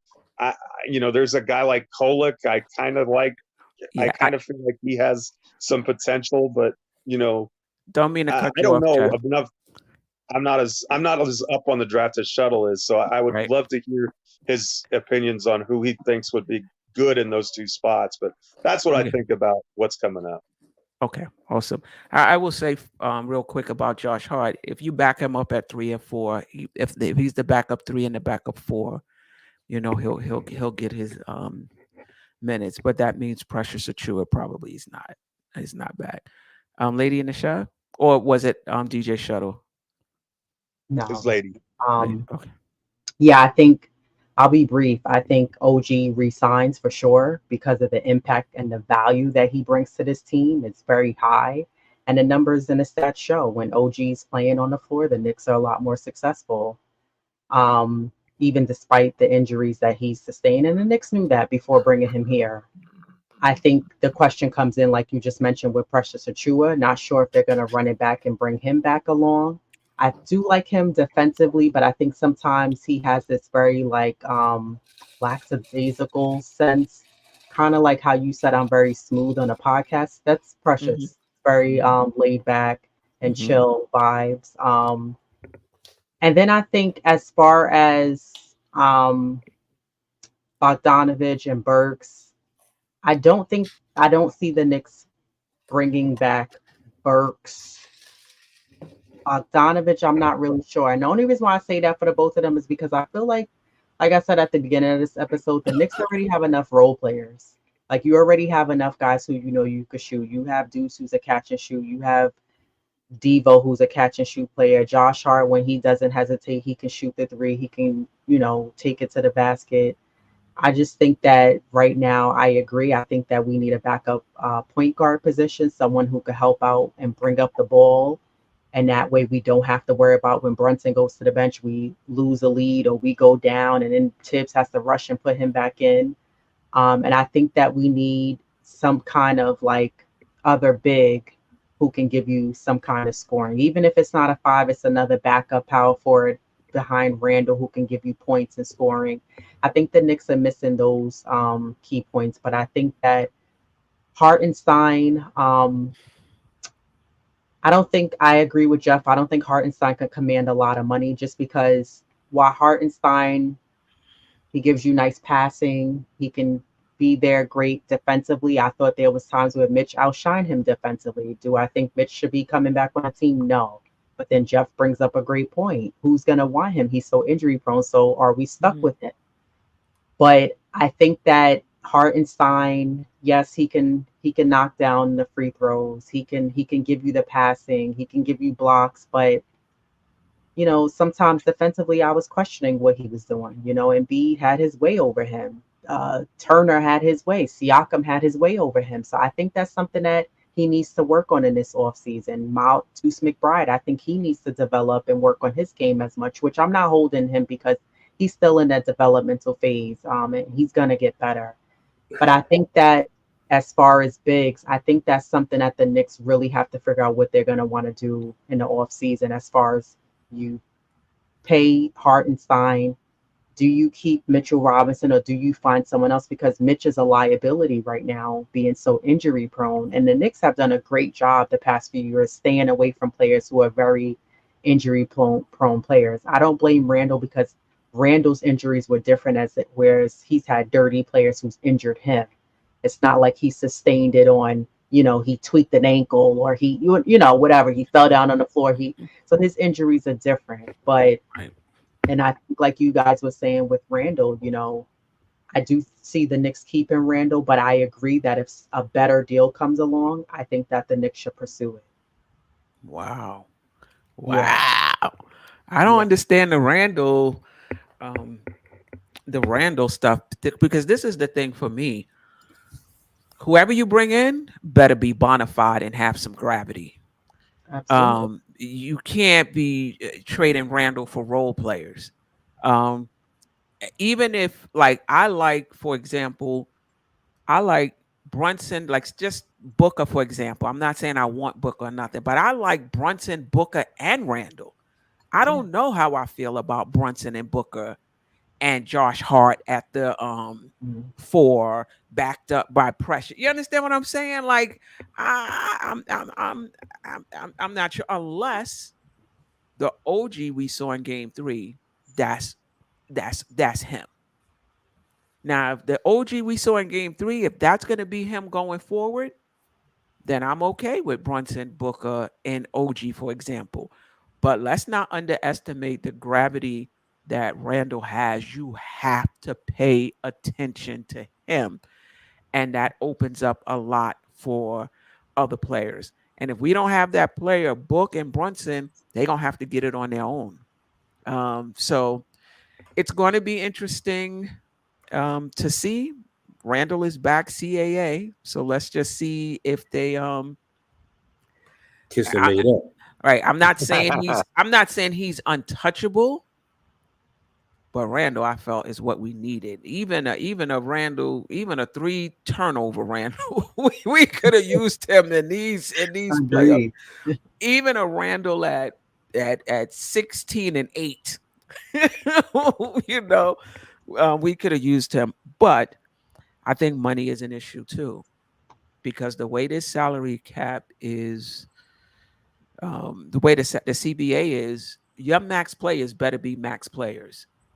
You can't be maxing out players who are not producing at that level because you're going to find yourself at the second tier, making it difficult to improve your team, and your 2 max players ain't really max players. So now you really need other players to help your team. So the thing about it is, do the Knicks feel, because his contract is coming up. He's going to be unrestricted, and he'll be able to sign an extension before that. Are you maxing out somebody who you might not be sure of their playoff performance? And when you max out Randall, Brunson, and Randall, and now you want to, I don't know what this balloon thing is, but and now you want to give Hartenstein his 17 million, and maybe you want to keep Mitch, give 15, whatever. You can do all of that. Like this, the CBA doesn't stop you from signing your own players back. You're gonna have to pay a lot in taxes, luxury tax, but you can do it. The issue is you're locked into that roster. If you hit the second tier, it's going to be difficult to improve your team. So if you believe Brunson and Randall is it with Mitch and Hartenstein, then lock it in. But if you have any concerns, do not, do not lock it in. And I think with Randall's injuries, you can't say he won't be a playoff performer, but you can't say definitively that he is because he was injured last year in the playoffs and he didn't play this year at all, in the playoffs. So, if they're going to max him before next season, they're rolling the dice a little bit, not a big gamble, but they're rolling the dice some.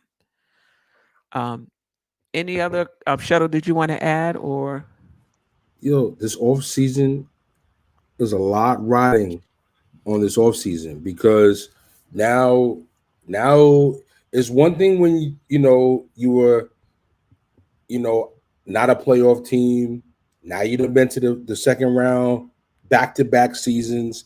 Your trajectory is looking up, so you could play it safe and try to run it back with the same squad, or you can ante up, put some chips in, and make a power move.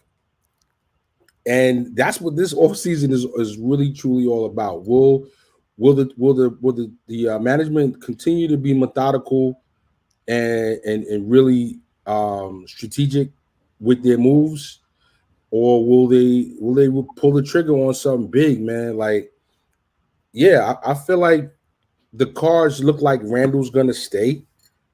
His rapport with the team coming into the playoff games at the end, post surgery, the kind of like the things that people felt, Randle's vibe, kind of his energy. I feel like coming off that surgery at the end, past few games, his energies looked good. It seemed like the rapport with him and the players looked a lot better than it was maybe beginning of this season and last season and seasons prior. So I don't know, sitting back, seeing how the team has operated and done so well without him, maybe it humbles him. Maybe he comes with a little new attitude. Who knows? You know what I mean? You know what I mean, Chef? I hope so. You know what I mean, Chef? It's like, all right, cool. I see what y'all doing. Let me be my valuable piece, but let me fit in as well and not feel like I gotta be the center of this whole operation. But I gotta just say, like, if I'm the Phoenix Suns, it's looking real bad. Mm-hmm. I just gave up every draft pick known to man possible to make these last couple of deals. And I'm going to probably be trying to come up off this KD contract. And I don't know, like maybe it's fantasy world trade imagination, thing. But listen, you trade Bogdanovich and Randle for KD. Maybe the Knicks throwing a couple of picks with that. I'm not saying it's going to happen. I'm not suggesting it. But I'm just saying, if I'm the Suns, if I can get an all-NBA caliber player on my front court that's physical and can give me some down low presence to go along with Booker and get a couple of draft picks back, I can't see why they wouldn't be looking to do a move like that. And I think in terms of how KD fits, where he doesn't have to be the alpha guy, and Josh Hart and Brunson can be the leaders of the team, he can kind of just fit in and just play ball the way he did in Golden State. Right. I'm just saying. Shout out to Paris Duggar. A glaring weakness is we weren't mean enough in games. I hear you. Appreciate the super chat, Paris Duggar. Always rocking with us. Just very, very quick stuff. You mentioned about another, or maybe it was Chef that mentioned another big, whether it's a center or a power forward. Like, we need somebody like that Pacers player 22 Jackson. We need a player like we need. That's not Precious though. Precious is not Jackson. Definitely not. I think at times he is, but he's just an energy guy. Precious is an energy guy. Jackson is a little tough. Mm-hmm. Jackson has a little bit more of the mean streak. Precious is, he hustles. He'll play hard, but Jackson look a little tougher. He look a lot more physical down low. Like you feel his presence. And even if it's not him, someone more aggressive to that super chat's point. I agree with that 1,000,000%. We need an Oakley type, a Mason type. We need somebody to come in there. Kurt Thomas, crazy eyes, somebody that's a little loose. Kenny Animal Bannister, if you want to go far back. You know what I mean? If you real Knicks fan, we'll go way back to the 80s, like me. The Animal Bannister just come in there looking for you know what I mean? You need a little of that. He skipped over the X-Man. He skipped over a few other people to go back to Kenny the Bannister. Number one. I want to bring up this comment. Shout out to Pablo Demos. I hope I said that right. We better get better because other teams will be getting better. So, like when we talking about running it back, and if the Knicks stand pat, I'm not going to be upset. Getting back Randall, a healthy OG, a healthy Mitchell Robinson, Bogey, whether they sign him or not. If they don't sign him, I would think they're going to use his money to bring in something else that we need. But you got to keep in mind, when we talk about run it back, this team can do it. We're comparing a healthy Knick team with the current Eastern Conference teams. Exactly. We don't know if these Eastern Conference teams is going to be the same. We don't know. Maybe Donovan Mitchell winds up in Miami. Maybe Paul George winds up in Philly. Philly is under the salary cap. They're going to be players in free agency. Not only free agency, they're going to be able to absorb contracts, so they can take in more than they give out because they're way under the. I think they only have 2 players under contract. So when we're talking about run it back, only thing I'm asking, I'm not against it. I just want you to keep in mind we're running it back against teams that we don't know what they're going to do in the offseason. It's not like we're running it back and every other team in the Eastern Conference is running it back so we know where we stand. We don't really know where we stand because we don't know what the other teams are going to do. I'm hearing Orlando may get Klay Thompson because they need shooter, and I get it. He's washed. He did what, but he still shot lights out this season. He may not have been the player we're accustomed to seeing, but as far as his 3-point shooting, it was really good. And Orlando can use it. So, wow, you were right, Steph. Philly has a whole lot of cap space. A whole lot of cap space. They got 4 players in the contract: Embiid, Reed, and a couple of guys that don't mean anything. Doughton and Ricky Council, 2.1 and 1.9 million, respectively. Yeah. So, I mean, they're going to bring back Maxey, but they're going to probably sign all the other players they want to sign before they sign him. That's how you do it, which means that Tobias Harris, 36 million, could turn into Paul George. Right. And the general manager, Daryl Morey, is it? Yep. Already said there will be no continuity other than Embiid, Maxey, and the coach. There will be no continuity. So they're going to be aggressive. Listen, I'm not saying the Knicks should be scared. I'm not saying the Knicks shouldn't run it back. I'm just pointing out we're running it back against teams that we don't know what they're going to. Yeah. Nobody else is just running it back and not tweaking their teams. It's like that's not how the game works. You always make tweaks and you always refine where you were. I mean, that may only be one player, but it is what it is. Right. And I'm not saying they have to make huge changes. But teams are always looking to get better, and I think the Knicks should be one of them. Even championship teams are looking. You identify who your core is, and if you can make some changes around the edges, that's going to help you. Well, you look do at it. what Boston did. They had their core with Tatum and Brown and White, if you want to make the argument, and they brought in KP and Drew. And then people say they only have 6 players, but man, they're making it look like a cakewalk with those 6 players.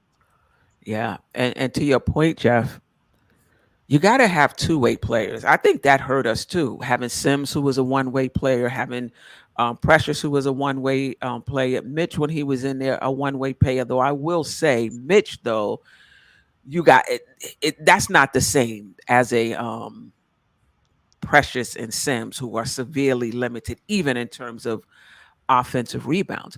But I think that's something Boston figured out when they were in the playoffs. They figured that out, and they turned. I mean, these weren't direct trades, but Robert Williams was out, one-dimensional. KP is in, makes it difficult. Marcus Smart out because he was a very good defender, and some argued that he was falling off a little bit, but his 3-point shooting was spotty. and now you bring in a Drew Holiday where you're getting similar defense and you're getting 3-point shooting. Like the deeper you go into the playoffs, the more limited your players are, the more the other team can take advantage of it. And now you look at this Boston team, you got to make some decisions. Well, what are you doing? You playing everybody straight up? You doubling? Who you doubling off of? How do you play KP? Now your center has to come out. You're gonna put a small on her. I mean, it just creates all types of it just creates a lot of problems. So I think the Knicks, it's not easy, but if they can get some more two-way players, everybody wants two-way players. I get it. But if we can get one more, particularly yeah, I think I'm asking for a lot. I was going to say particularly a two-way big, but yeah, I think, yeah, I might be asking for a lot. Any last words? Anything anybody wants to say before we get out of here? Appreciate the chat rocking with us, the replay gang. Appreciate you. No, I just want to Just like I want to salute the team. Just want to salute the team for a super effort, for like representing what I feel like New York City is all about. Never quitting and fighting until the end. Like I feel like this team represented New York City, just the New York City spirit, the New York City energy, and that to me is something to be proud of and inspired by, and to feel confident about the team going forward.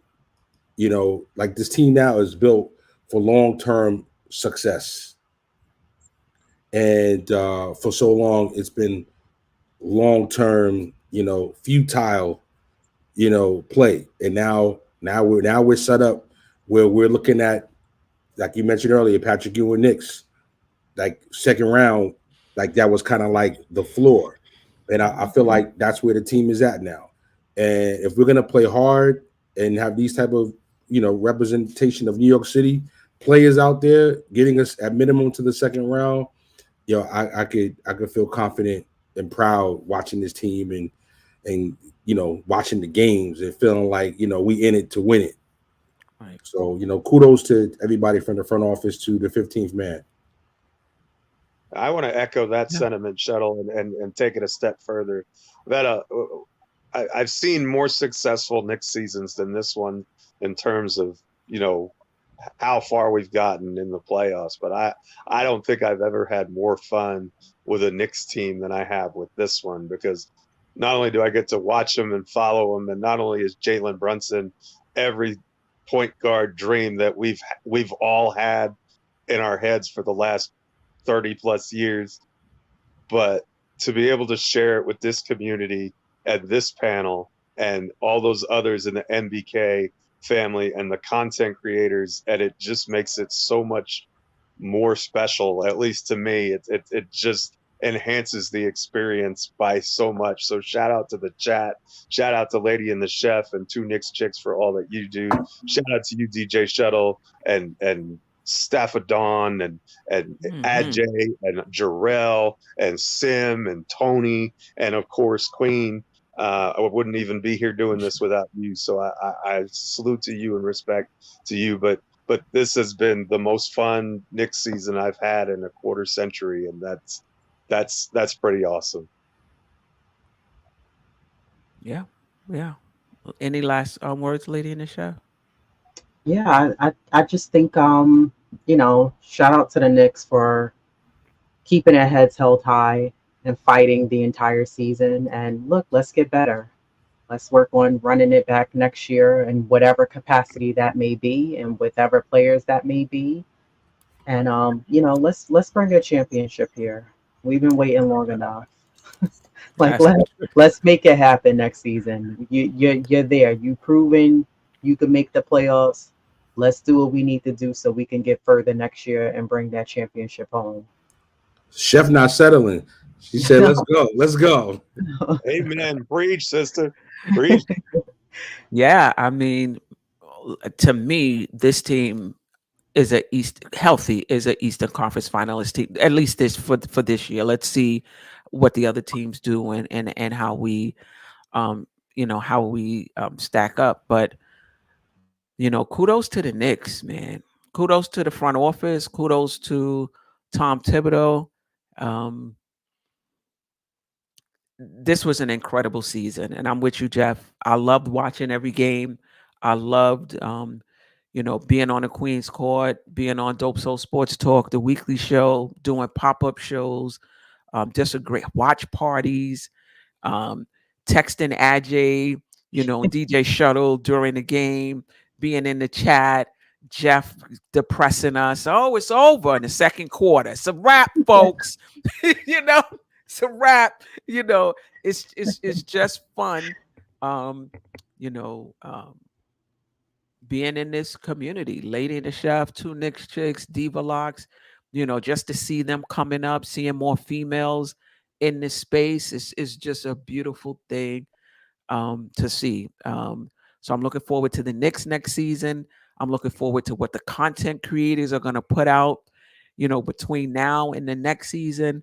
Um, I'll probably do one more Queen's Court, and then I'm off for the off season. So we'll probably do like a big season recap show either next week or 2 weeks for now, and then we'll be back next season. I'm gonna refreshen the show, um, a little bit. Yeah. And for those that don't know, I'm on Dope Soul Sports and Knicks Talk. That the weekly show will continue throughout the off season, and I'll probably do a lunchtime show. Still working that out. Shout out to the chat. I mean, Keith Turner, Walter White, A Train, Knicks 100, a GM, just people that every week I do a show either on Queen's Court, Dope Soul Sports Talk, and people are showing up in the chat. Keith Turner, Andrew K. Sorry, Andrew, I ain't even want to attempt the last name, but I appreciate you. Old Head, Parish Duggar, King Ribby, so many others that's rocked with us the entire season. Yeah, you helped make the show go, and shout out to Simeon Russell, the creator of this channel, Nothing But Knicks. Yeah, been a great season. Do you have anything coming up, Lady in the Chef, DJ Shuttle? Yeah, we're live tomorrow, Two Knicks Chicks, at 6:30. We'll be doing a recap of the Knicks season, and then we'll be doing also post-game coverage of the New York Liberty, who did win tonight. So shout out to the New York Liberty. Yeah. 4-0, correct? Yeah, I believe they are 4-0 now. Yeah. Yeah, we're bringing back the MP3 Mondays, starting this upcoming Monday, May 20. Actually, no, the Monday after that. We got Memorial Day this Monday coming up, so everybody's gonna be too lit. So we're not coming back this Monday. The Monday after. Yeah. So we got the Sundays at Rabbit Hole, R&B Sundays, down Midtown, Times Square, 48th Street. Yeah, specials for the ladies, comp admission until 11 on my list, so you definitely want to get on that list. And yeah, I mean, a lot of big events coming up too. So stay tuned at DJ Shuttle NYC for all the events and private bookings as well. That's Instagram, correct? IG for sure. All right. Until next time. So we probably won't do a show. We won't do a show on Memorial Day. Probably do the last show will be 2 weeks from today, where we'll do a full recap of the season, and then Queen's Court will be back picking it up in the preseason. Pre-draft, post-draft. Sim might be doing that, but I mean, for myself, I gotta take the summers off. Yeah. But I don't know how much we're gonna be covering the draft, because I don't have any confidence that the Knicks are gonna use any of those draft picks. I'd be shocked. I feel you on that. I don't think they're gonna use any of them. But I've been surprised before. Trade up. Let's go. The clinging train and shuttles all aboard. Right. Until next time, family. I love it.